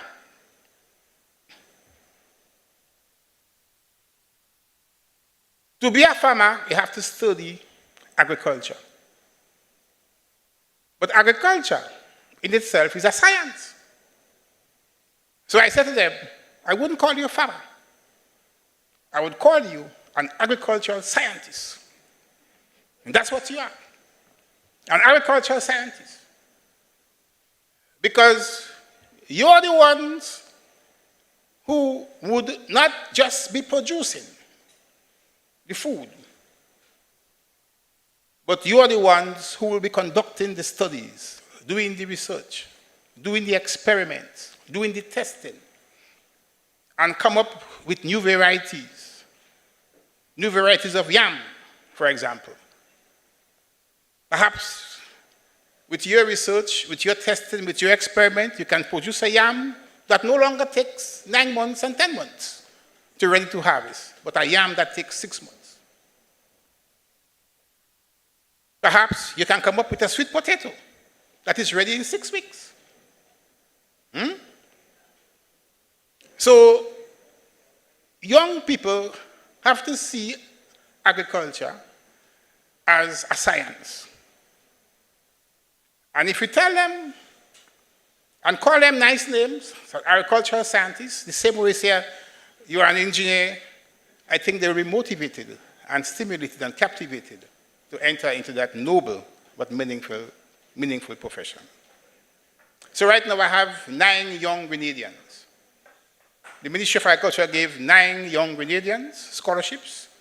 They are presently at the School of Agriculture in Guyana, and they are pursuing the diploma in agricultural science. Good? Next year, I hope to send another 9, and the following year, another 9. And in this way, we are building the base. We are building the base to build and to create a very strong agricultural sector here in this country. So that National Farmers Day, I can't tell you yet whether it's going to be a holiday. But certainly it's going to be a day of recognition. I'm not sure I want it to be a holiday because farmers don't stop work. Yeah? But on that day,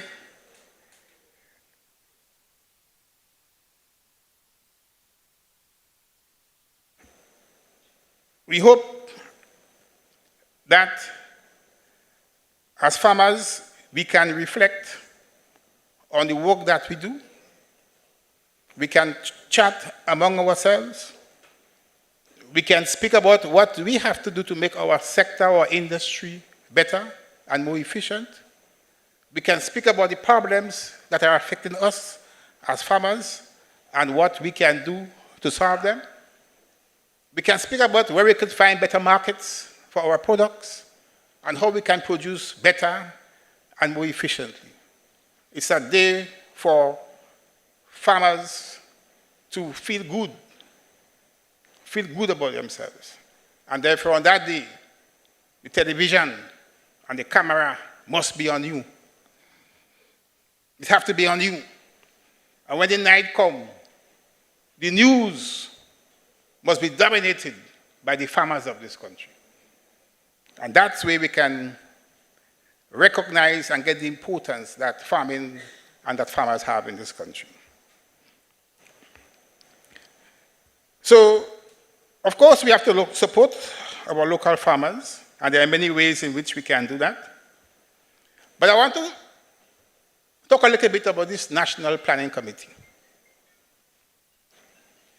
and let you know who they are, because they are the ones who would meet and decide on a particular day that we will call National Farmers Day, and they will make a recommendation to the ministry, and the ministry will make a recommendation to the cabinet, and once approved, cabinet will take it to our parliament, so it will be passed in law that that day is a National Farmers Day, and we hope that can start from next year, 2025, all right? So I want to say to you, who are the members of this committee? And as I call your name, if you are here, please stand so you can be recognized. Dr. Hussein James, who is the farmer from Northern Agricultural District, he's the chair. Are you here, Dr. James? No. The Chief Agricultural Officer in the Ministry of Agriculture, Mr. Thaddeus Peters, are you here?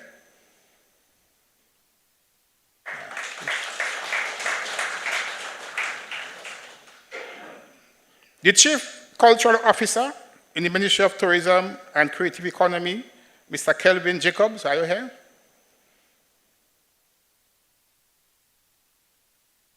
Ms. Bevan Charles was recently awarded as the Youth Farmer of the OECS.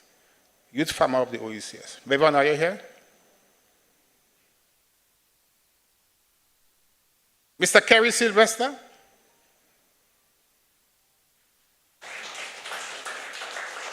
Mr. Kerry Sylvester is a farmer from the Southern Agricultural District. Mr. Dwight Sampson, are you here? Mr. Dwight, you sit down too fast. Yeah, let everybody see you. Thanks. He's a communication specialist. Mr. Jeremy Thomas of the Grenada Poultry Association, are you here? Thank you. Ms. Tricia Simon, who is an agro-processor. Tricia? You sit down already? Yeah, let everybody see you. Thank you. Dr. Tessa Barry, who is an agriculturist. Ms. Valerie Gordon, who is an event planner. Valerie. And Miss Lindona Mark, are you here? And who will serve as the extension? She will be the secretary. She will be the secretary. Lindona, everybody see you? I didn't see you, you know. Nice. All right, she will serve as secretary of the committee. So we would give the committee a terms of reference to work with. And one of the things that the committee has to do is to recommend for approval by the ministry a date to be celebrated annually, commencing 2025 as National Farmers' Day.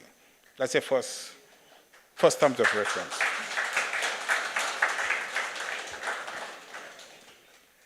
So we want to wish that committee all the best. We hope you can go to work with alacrity. And of course, I will announce this in the budget when it's ready. Early in January. Good? I will announce this in the budget as well. Okay? So, committee, you should start to work as soon as possible because the farmers are waiting for the day. All right? The time has come. They're waiting for the day.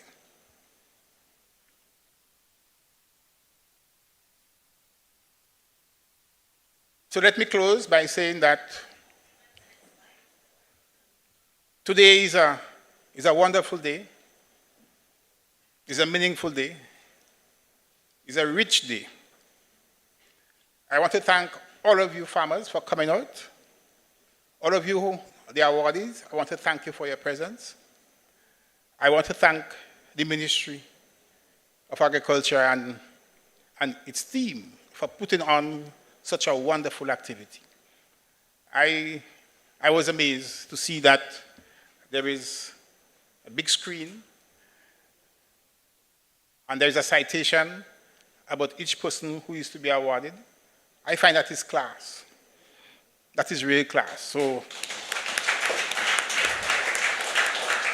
well done. And it shows that farmers have class. Yeah, we farmers, we have class. We go drive by the right too. Not so? Yeah. We go do all those things because we have class. Because there is plenty money in farming. And we can live a decent life and earn a decent income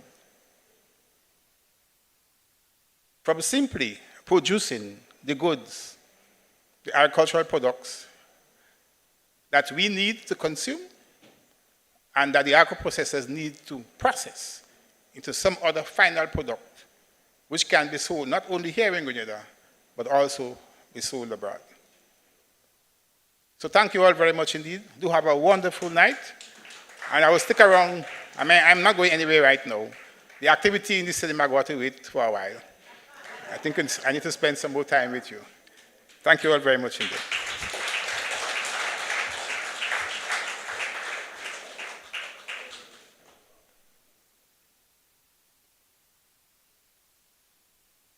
Thank you very much, Minister Andrew. And we look forward to Farmers' Day 2025 and beyond. Now, while at that, a clarion call is made to all farmers. We know that you have brilliant ideas that you would like, any idea that you think you would like to have incorporated into the plans for Farmers' Day 2025.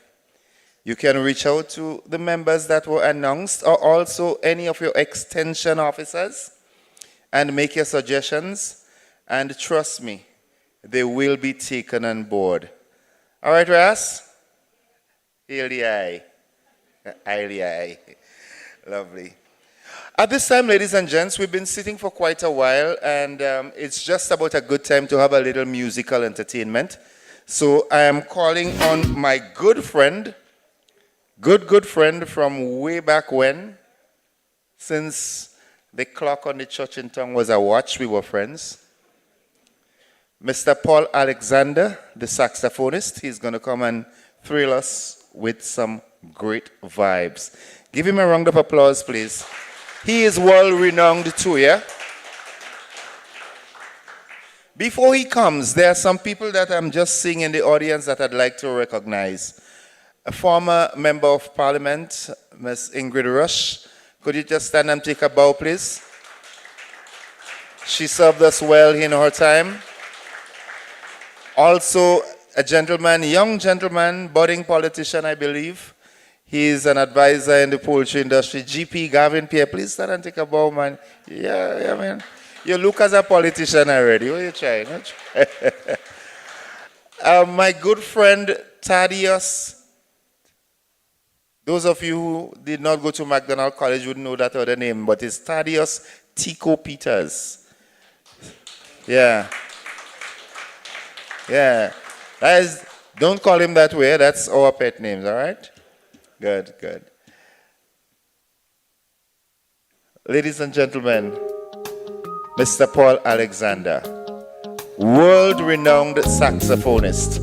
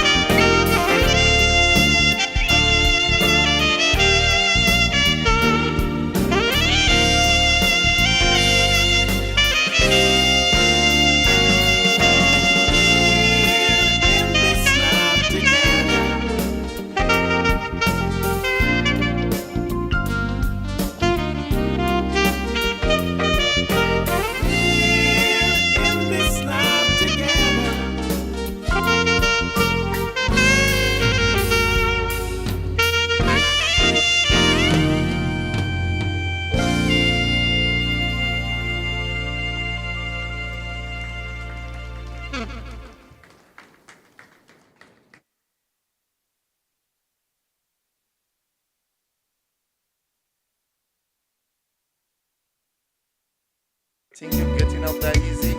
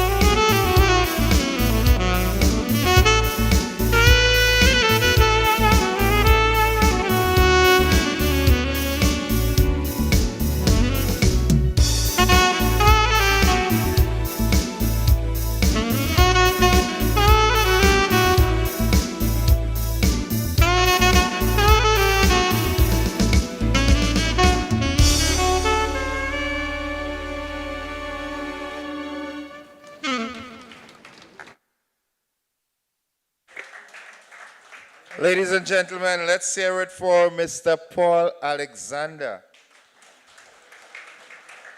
Well, you could blow.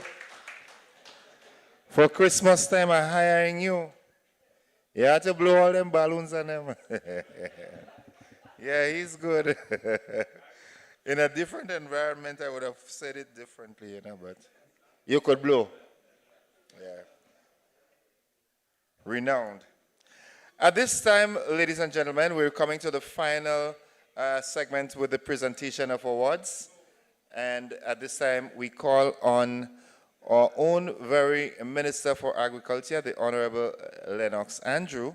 And again, I'm calling on my colleague, Leslie Ann Johnson. This time, we will be presenting to the farmers of the East and also special farmers. Ladies and gents, Minister Andrew once again.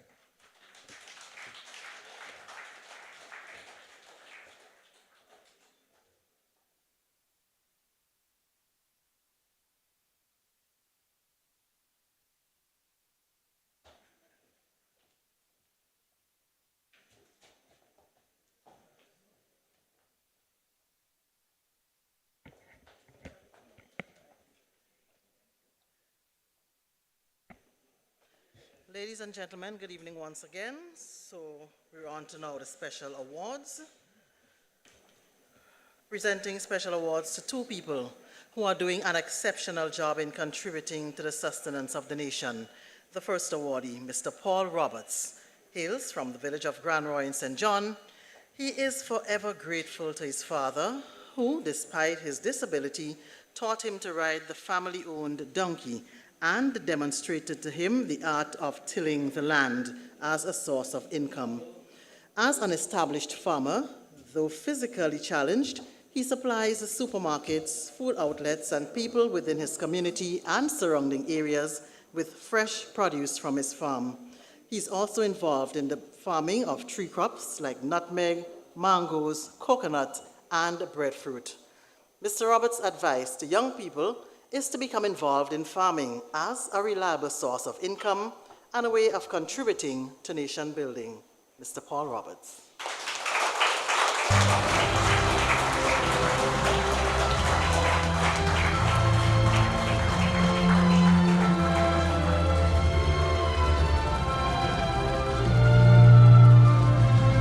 All right, thank you very much, Mr. Roberts.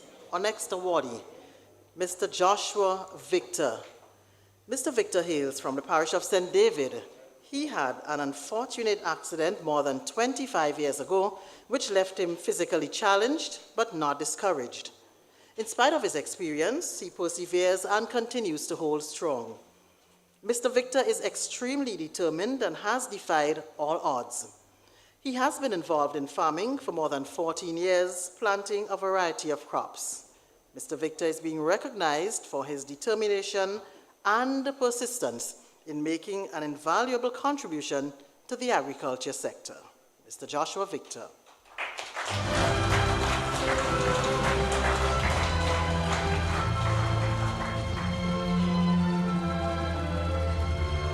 All right. Is there anyone to collect on his behalf?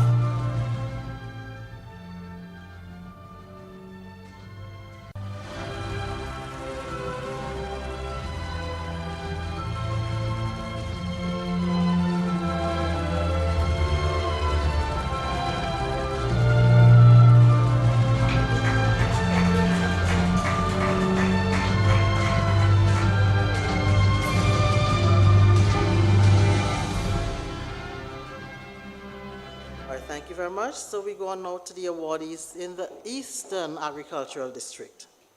Our first awardee, Mr. Devon George. Mr. Devon George from Richmond, St. Andrew, is well known for the cultivation of lettuce, cucumber, peppers, and watermelon. He cultivates under protective culture structure and is being recognized as having one of the most outstanding protective structures in the Eastern Agricultural District. Mr. Devon George.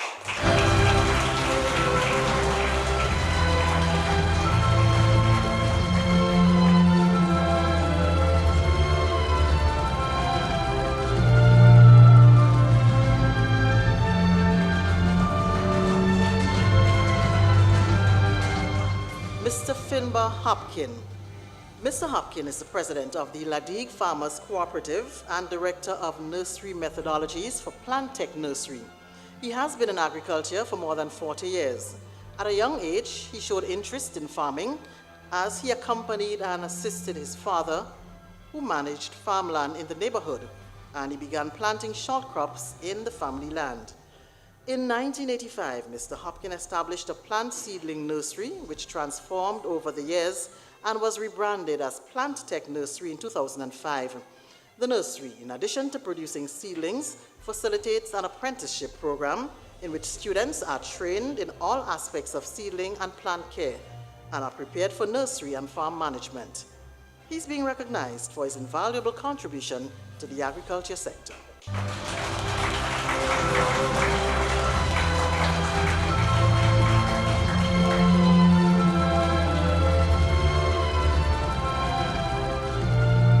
Mr. John Braffett. Mr. Braffett of Grand Bacolet in St. Andrew is a well-known farmer cultivating soursop, citrus, and mangoes. He has been a farmer for the past 50 years and continues to contribute to national food and nutrition security. Today, Mr. John Braffett is being recognized as one of our most outstanding senior farmers.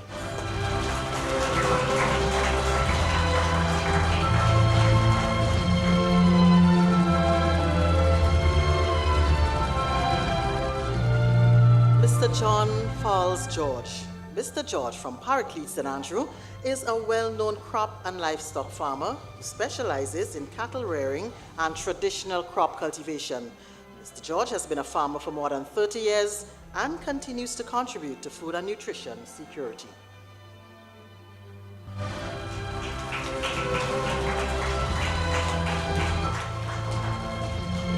No one? Okay. Mrs. Ingrid Rush. Mrs. Ingrid Rush started farming in Karaku with her grandmother, where they mainly focused on short crops. She came to Grenada and met her husband, Mr. Ramsey Rush, also a farmer. Mrs. Rush stood with her husband as a strong pillar of support, assisting him both in farming and business life. Together, they were able to accomplish much and to take care of their family. Mrs. Rush also served as a senator in the Upper House of Parliament, where she was a strong advocate for social issues affecting women and agriculture. Today, she's being recognized for her dedication to agriculture and food and nutrition security.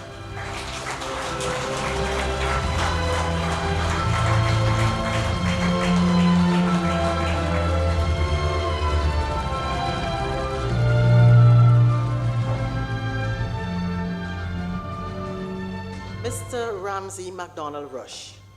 Mr. Rush grew up in Paraclete, St. Andrew, with his late father, MacDonald Rush, who was a farmer. His passion for farming started at a young age, and he always took the opportunity to accompany his father to the farm. At the age of 16, he migrated to the UK and then Switzerland, where he spent many years. He returned to Grenada in 1970, started a small business, and continued his passion in farming. In 1986, Mr. Rush and his wife, Mrs. Ingrid Rush, purchased 60 acres of land known as Preference Estate, where he practiced farming until his retirement. He focused on the major crops: nutmeg, cocoa, bananas, fruit, spices. Mr. Rush served as a director on the GCNA, GCA, and the Banana Association boards and was elected chairman of the GCNA, Grenada Cooperative Nutmeg Association, and GCA, Grenada Cocoa Association boards. To date, he is one of the longest serving directors of the GCNA board, having served for 27 years. It was under his leadership as chairman of the GCA that the Diamond Chocolate Factory became a reality.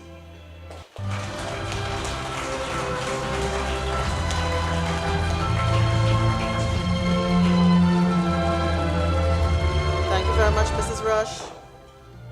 Mr. Raymond Chaiton. Mr. Chaiton of Grand Brass and Andrew is a well-known livestock farmer who specializes in rearing small ruminants. Mr. Chaiton is a farmer with more than 40 years dedicated service and continues to contribute to food and nutrition security. He's also recognized as the largest livestock farmer in the Eastern Agricultural District for the year.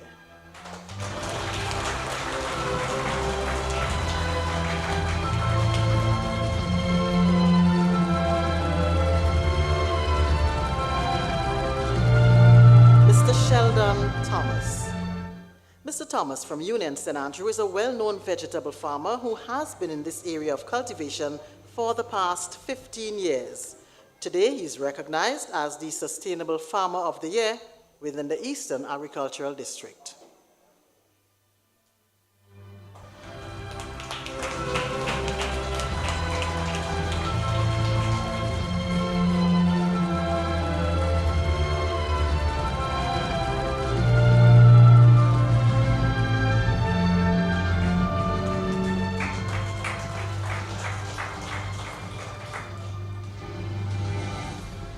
Mrs. Thelma Marshall.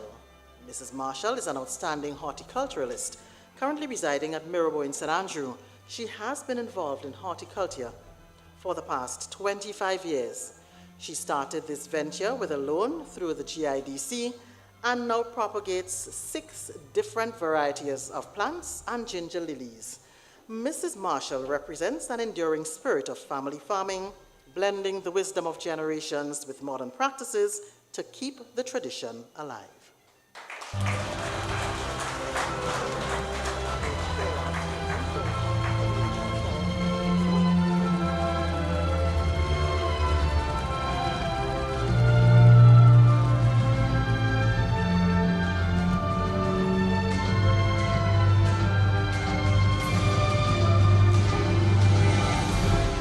Mr. Wallace Jack. Mr. Wallace Jack has been involved in swine production for the past 20 years in St. Andrew. His expertise in animal husbandry is primarily pig production and butchery and is a product of generations of farming. Today, Mr. Jack continues to run his farm with the same passion and commitment that he learned from his father.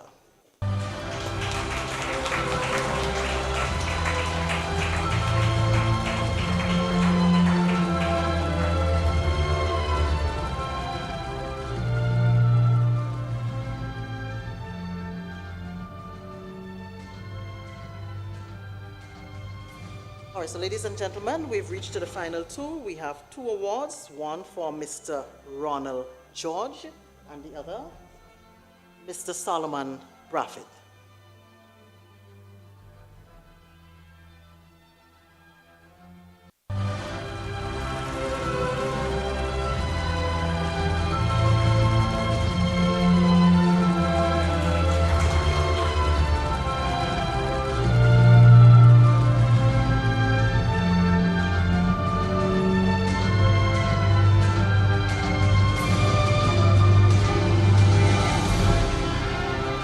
Thank you very much. Is there anybody to collect on Mr. George's behalf? All right. Ladies and gentlemen, thank you so much. Thank you, Honorable Minister.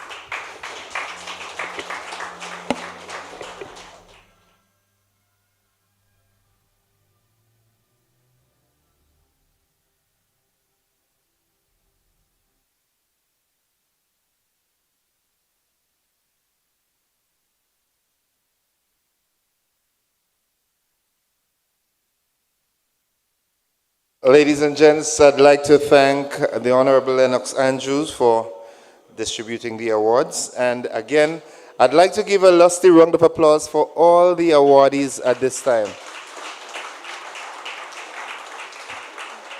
And we look forward with bated breath as to when that date will be for National Farmers Day. We look forward to that. At this time, ladies and gents, we've come to that segment for our featured speaker, our guest speaker, Miss Anishel Thomas. Could you kindly put your hands together and welcome her on the stage? I know we can do much better than that. It seems like we have a problem with our air condition, the breaker tripped, but it will be rectified shortly. But Miss Anishel Thomas.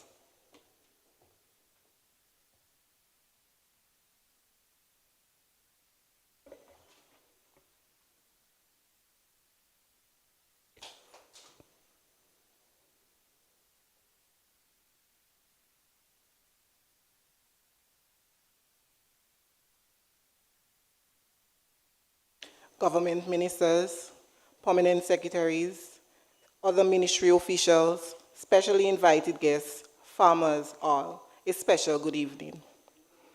Firstly, let me take this opportunity to thank the Ministry of Agriculture for the confidence they placed in me. Though I consider myself a student of the agriculture industry, I am deeply honored to be your featured speaker at this important event, the Farmers Appreciation and Unveiling of the National Planning Committee for the annual Farmers Day. It is truly a pleasure and an honor to be among fellow farmers and members of the farming community. I stand before you, an industrious young woman, born and raised in the farming community of Paradise St. Andrews. My journey into agriculture wasn't straightforward. It was more like a winding road filled with lessons, challenges, and unexpected blessings. But I believe with all my heart that God made no mistakes in leading me here. From the very beginning, my path was set. My father, a proud farmer, and my mother, an agricultural estate worker, unknowingly planted the seeds for my future. As a young girl, I spent many after-school hours and holidays on the farm with my family. Whether assisting in the fields or going on distribution errands, I was immersed in the hard but fulfilling task of farming from an early age. During the Christmas holiday, this became even more frequent as sharing was a part of our community spirit. In 2013, despite not yet being a practicing farmer, I took a leap of faith and registered a business under the name Aga's Model Farm. It wasn't until 2 years later that I started backyard farming. And in 2021, the opportunity arose for me to transition into commercial farming. Now let me share a little about my educational journey. I dropped out of high school at the age of 16, but that wasn't the end of my road. I enrolled in 2012, I enrolled in the St. Andrews Anglican Secondary School Extension Program and completed my first 3 CXE subjects. Over the next 4 years, I earned passes in 5 out of 6 subjects, and then transitioned to TMRSU Community College to study early childhood education. I then received my certification. After spending 6 months as a teacher, I quickly realized that teaching wasn't for me. I explored various fields: customer service, hospitality, youth development, cosmetology, and even the performing arts, none of which I stayed employed for more than 8 months. But through all this exploration, I never stopped seeking new opportunities. And in 2020, I enrolled in the General Agriculture Civic Youth Program offered by SKY, which is Skill for Youth Empowerment. That was followed by a scholarship from the Organizations of American States, allowing me to complete a certification in agribusiness management with the Galilee Institute in Israel. Looking back, I now see that every step along the way was preparing me for my current role as a farmer. Early childhood education taught me the importance of nurturing. Just as children need love, care, and attention to thrive, so too do plants. Cosmetology taught me patience. Youth development gave me skills to manage different personalities. Performing arts honed my ability to market and promote my business. And even my time in the hospitality industry emphasized the value of building good relationships, whether with customers, employees, or partners. Through all these experiences, I'm convinced that God was preparing me for this role. Some might say I became involved in farming due to my inheritance, while others might point to the passion I have developed for agriculture. However, I believe this is my destiny. Agriculture in Grenada is often misunderstood. When we think about farming, many of us picture someone with hand tools toiling under the hot sun. However, that image leads many people, especially young Grenadians, to see agriculture as an outdated and unattractive industry. But this perception couldn't be more misguided. The agri-food sector in Grenada is bursting with potential, and today I want to highlight 3 reasons why we should be investing more in this industry.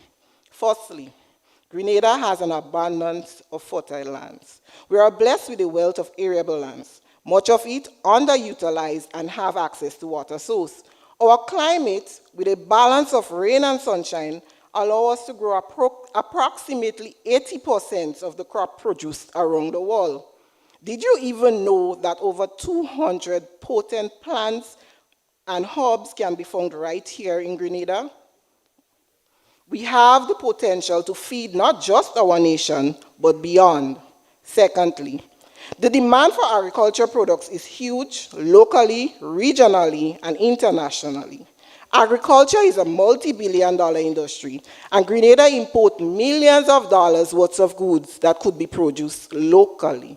This presents an incredible opportunity for entrepreneurs and investors. By tapping into this market, we can offer alternatives at a more competitive price while capturing a portion of the global agri-food industry market shares. And thirdly, agriculture is a job-creating sector.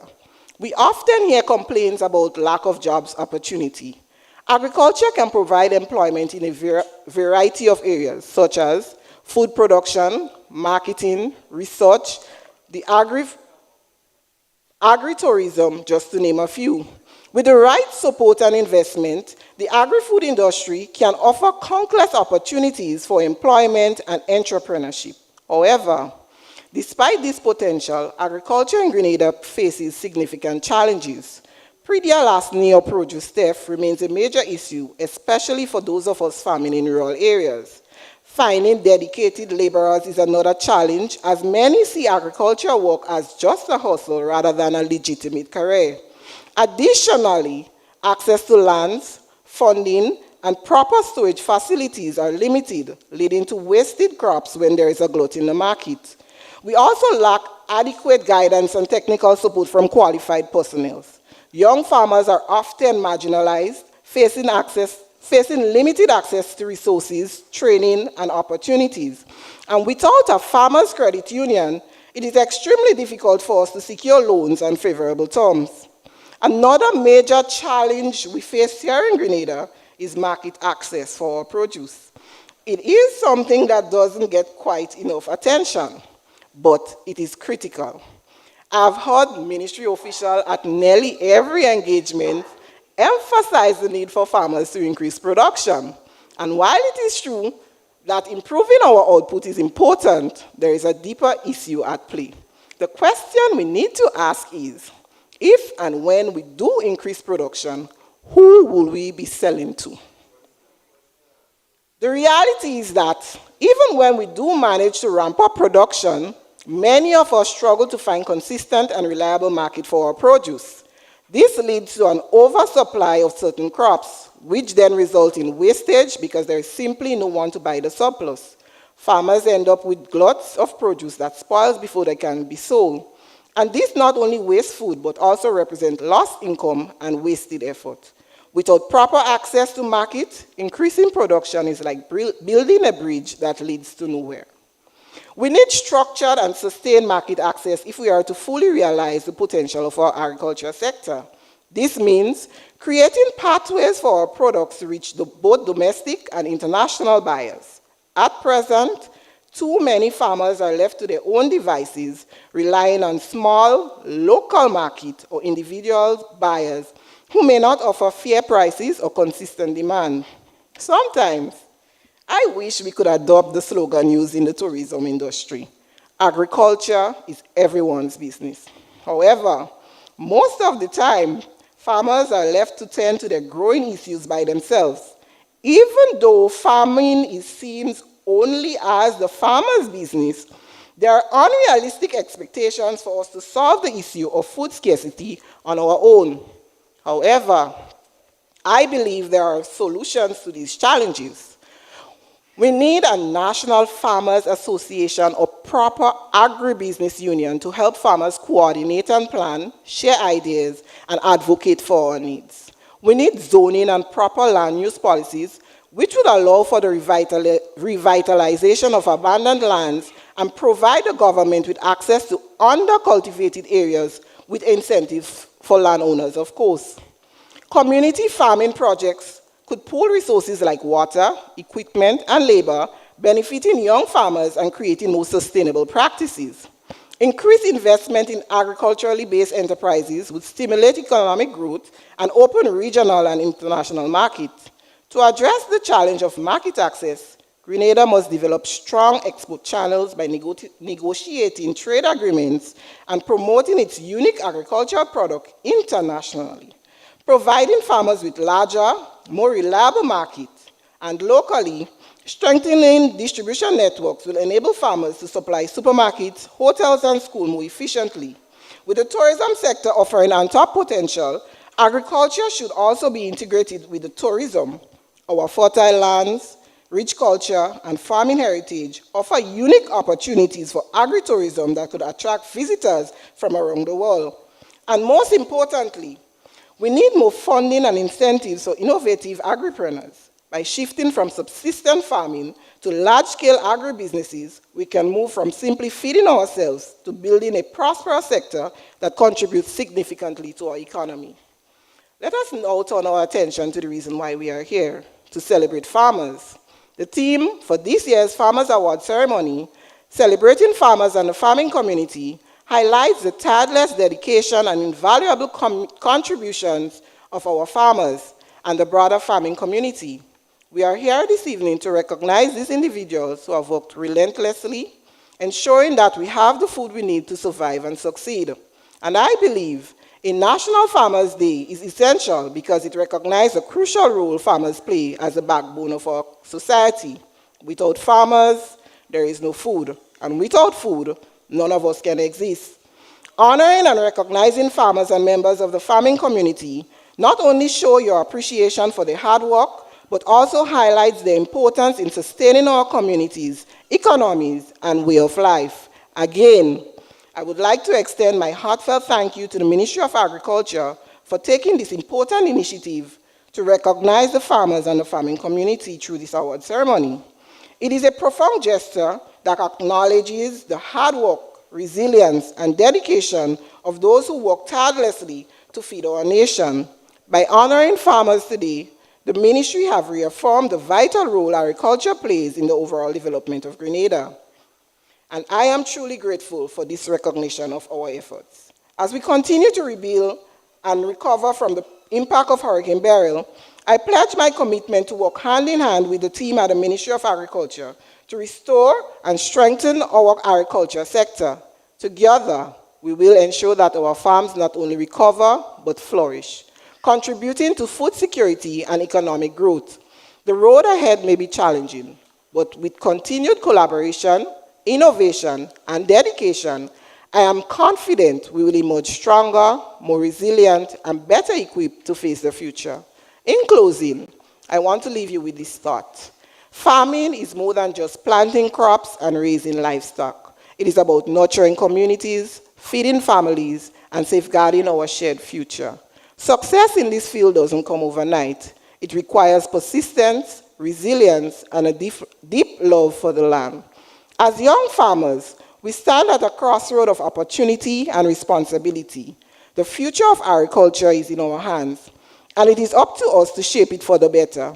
Together, we can innovate, adapt, and excel. We must learn from our elders, embrace modern techniques, and always remember that farming is not just a job, it's a calling.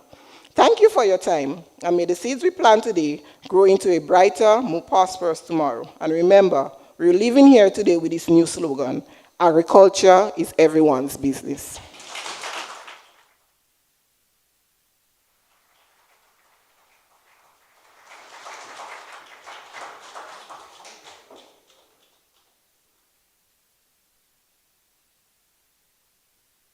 Ladies and gents, she deserves a bigger round of applause. Agriculture is everyone's business. I like that slogan. I like that slogan. It's timely, it's relevant. Because in truth and in fact, we all have to eat. And it doesn't matter what your choice of food is. It comes from agriculture. If you choose to eat KFC every day, is farming still. Somebody had to grow the chicks. Yeah? Did you notice that? That's reality. So once again, give her another round of applause, please.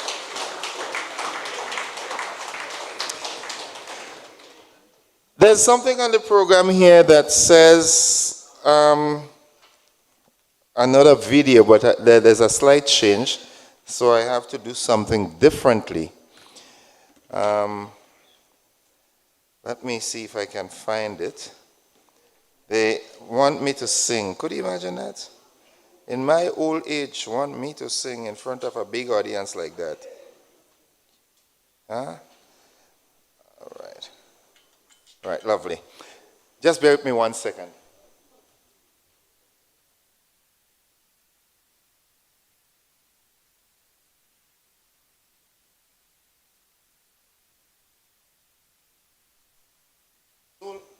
So long I ain't sing, I ain't know if I could sing still.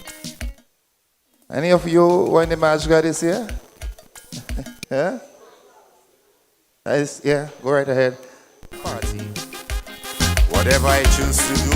Yeah, give me some juice here now. Alright. Bam, bam, bam, bam, die. You could sing along if you want. Bo bo do bo do bam, bam, ba da da die. Some people take real liberty, speaking out publicly on what should happen in NNP, but tell them the party belongs to me. Everything moves at my pace, but prophet was too out of place, so tell him I don't speaking in tongues. But like he forgot or he missed the cue, I finish with the Jan people, so tell them they'll wait a damn long time to lay hands on what is mine. I suggest that they change their mind, cause I hold it tight and not let it go. Not for chess, KB nor Pedro, like Uncle Gary and the GWP. This party lives and dies with me. You see, I see the priest went and pierced the air, and when the bishop talk, you don't hear. Well, that is the property, same way the party belongs to me. He take a hairstyle like scholar own. Some say no spiritual undertone. Well, that is the property, same way the party belongs to me. Don't tell the priest what to do with his body. Don't tell me what to do with me and NP. Whatever I do is fine, cause the blasted party is mine. Yes, it's mine. Some use the power of the pen. Hamlet Mac and them. Every move I make they condemn, cause they want the party for their friend. But tell them, mark my words straight, there is no room for debate. Whoever back I eliminate. They tried bout no democracy, but then everybody knows democracy starts and ends at my nose. So tell them, party chairman or secretary, it exists in name only, because the institution is me. I suppose by now they must understand why I never had a succession plan. Yes, it's only me, this little black boy only controls this NNP. So tell them for me, I see a jamo on the road again, but this time singing in a gospel vein. Well, that is the property, same way the party belongs to me. If you don't like it, well, boycott the show, but don't ask him to sing, open up the door. Well, that is the property, same way the party belongs to me. I don't have song, but I have party. No explanation, no apology. It's clear to everybody, I go control me property. I hope all them put me in trouble this one, you know. Hey. Welcome. Where's Scholar tonight? Scholar should have been here. Oh, oh, oh, oh, oh, oh, oh, oh. Bam, bam.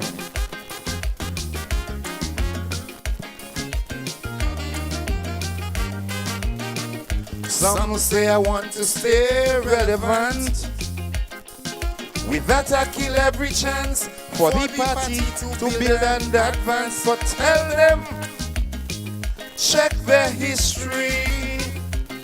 All the pillars of NNP is I that build them personally. So therefore, there shall be only one, and I will choose who I want for leadership position.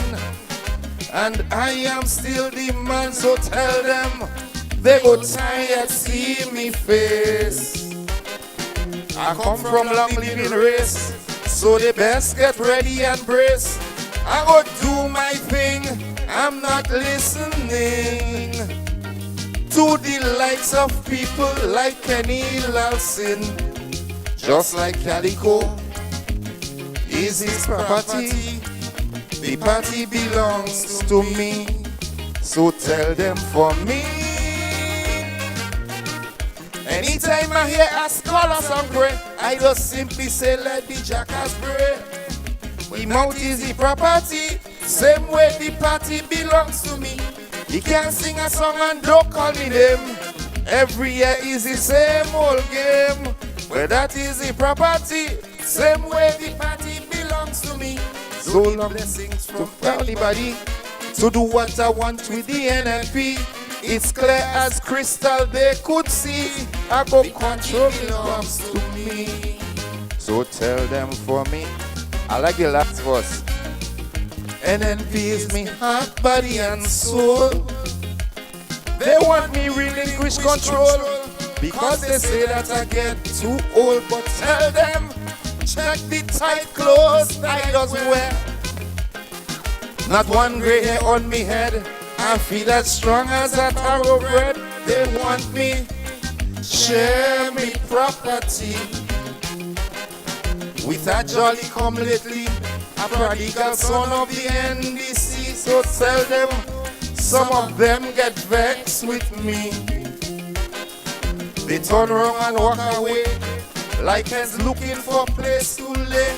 But I will not say I've lost anything to lose friends like Delma, Pam and Maturin.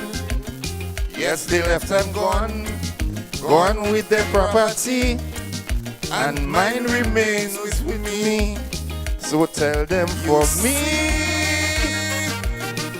Them just call me expired corned beef, but to me chem is comic relief. Emote is the property, same way the party belongs to me. Kim the King on his radio, well he and his friends call me Diablo. Vibes FM is his property, same way the party belongs to me.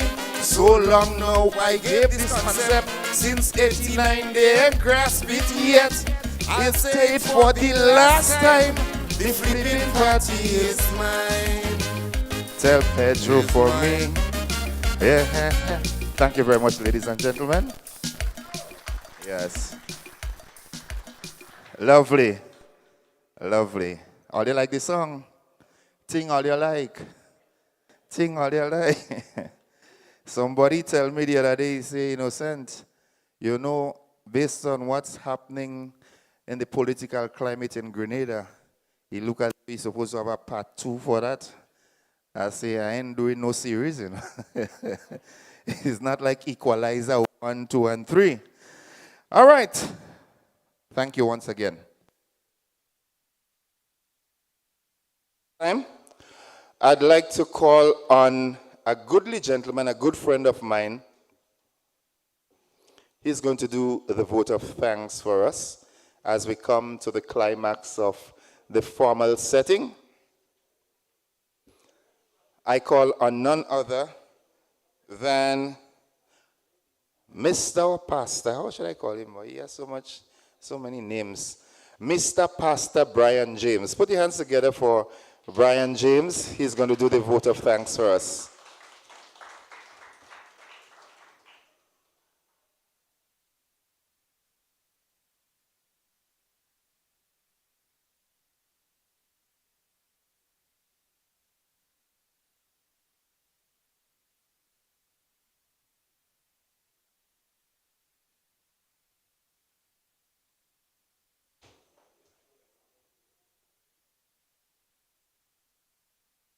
Good evening, everyone.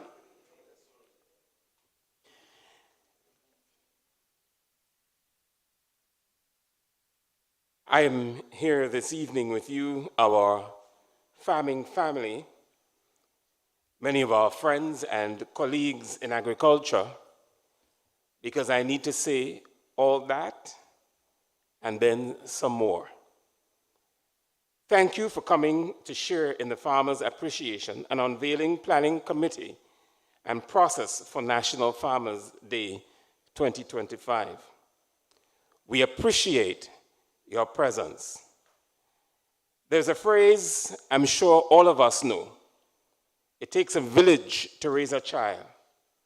In this case, it's not a child that is being raised, but awareness and a long-needed recognition of our farmers and farming community.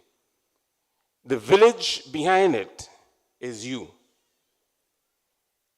This evening, permit me to say thanks to Mr. Gordon Joseph for expertly guiding the program. Mr. Kwesi Alexander, for your prayer, your opening prayer. It is always a pleasant feeling to listen to the national anthem played on pan. And so we want to say a special thank you to Ms. Whitney Richardson for so wonderfully doing.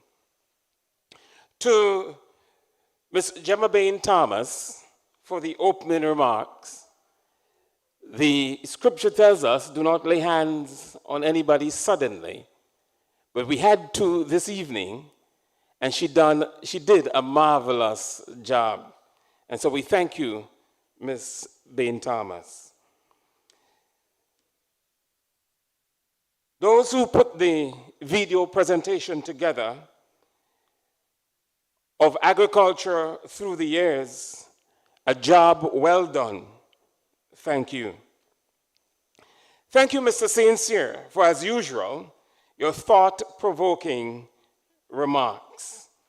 Mr. Paul Alexander, you skillfully and beautifully played on the saxophone those musical pieces, and so we say thanks to you.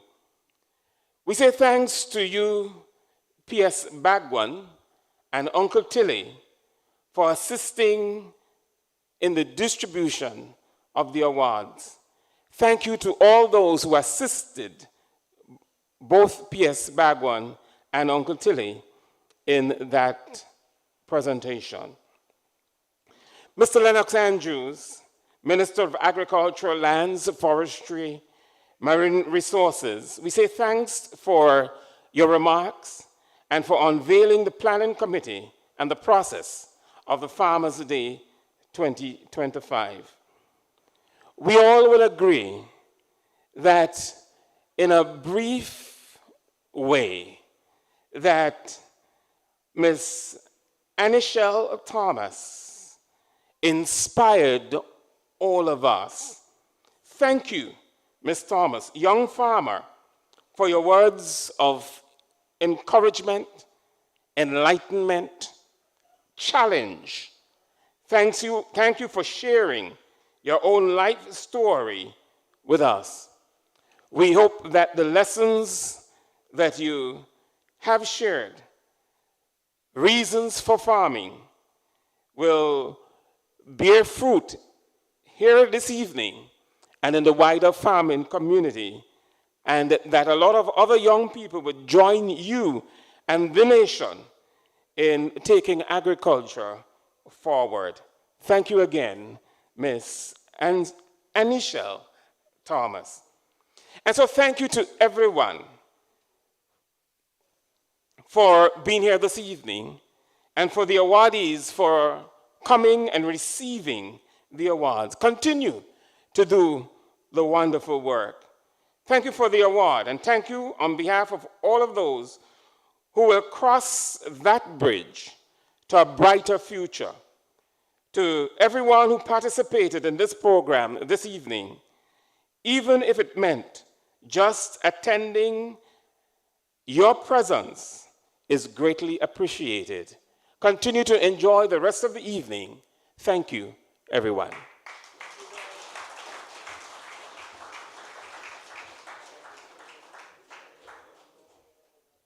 Let's hear it for Minister, and I mean not Minister of Government, right? Okay, he'll get there in due course. But a man of the cloth, Minister Brian James. To all the awardees, just want to let you know that if you want to get the box for your plaque, you can come up after this formal setting is over. Although the vote of thanks is said already, but I'm seeing some people that I had it in my head to mention. Mr. Sears, good evening, sir. You retire now? I keep saying that to us. Not black, but colored people. Retirement is not for us. Anytime we retire, we're just dead. We were struck. Oh, no, I'm serious, you know. Haven't you noticed that? We were made to work. Anytime we retire, we are dead. And? Yes. So, yeah. No, we don't retire. We might slow down the rate and the pace at which we work, but don't ever use that word retire in your repertoire at all. Don't put that at all, right? Never tell somebody retire. Say, I slow down a bit. All right? I no longer do an 8 to 4. You understand? Mr. Yeah, now I know it's close to my retirement because I can't remember much. My good friend over there from Marep and Sayep and any case. Again, farmers all, I want to thank you again for your presence here. The organizing committee, the Ministry of Agriculture, Ms. Gemma Bain Thomas again, such a darling. Yeah, Grenada is just the bestest place in the world with lovely people. Lovely, lovely people. Thank you very much. I've been up since 3 this morning, so I need to get my rest to be back at it. Lovely. You see what I'm saying? Resourceful people. He had to remind me that tomorrow, World Food Day will be celebrated in Victoria Park in Grenville. Yeah, so come on out, farmers, come and showcase what you've produced and so forth. And enjoy the rest of the evening. There is a whole lot to eat and drink, and the DJ's here, DJ Smiley's here, is going to drop a tune or two.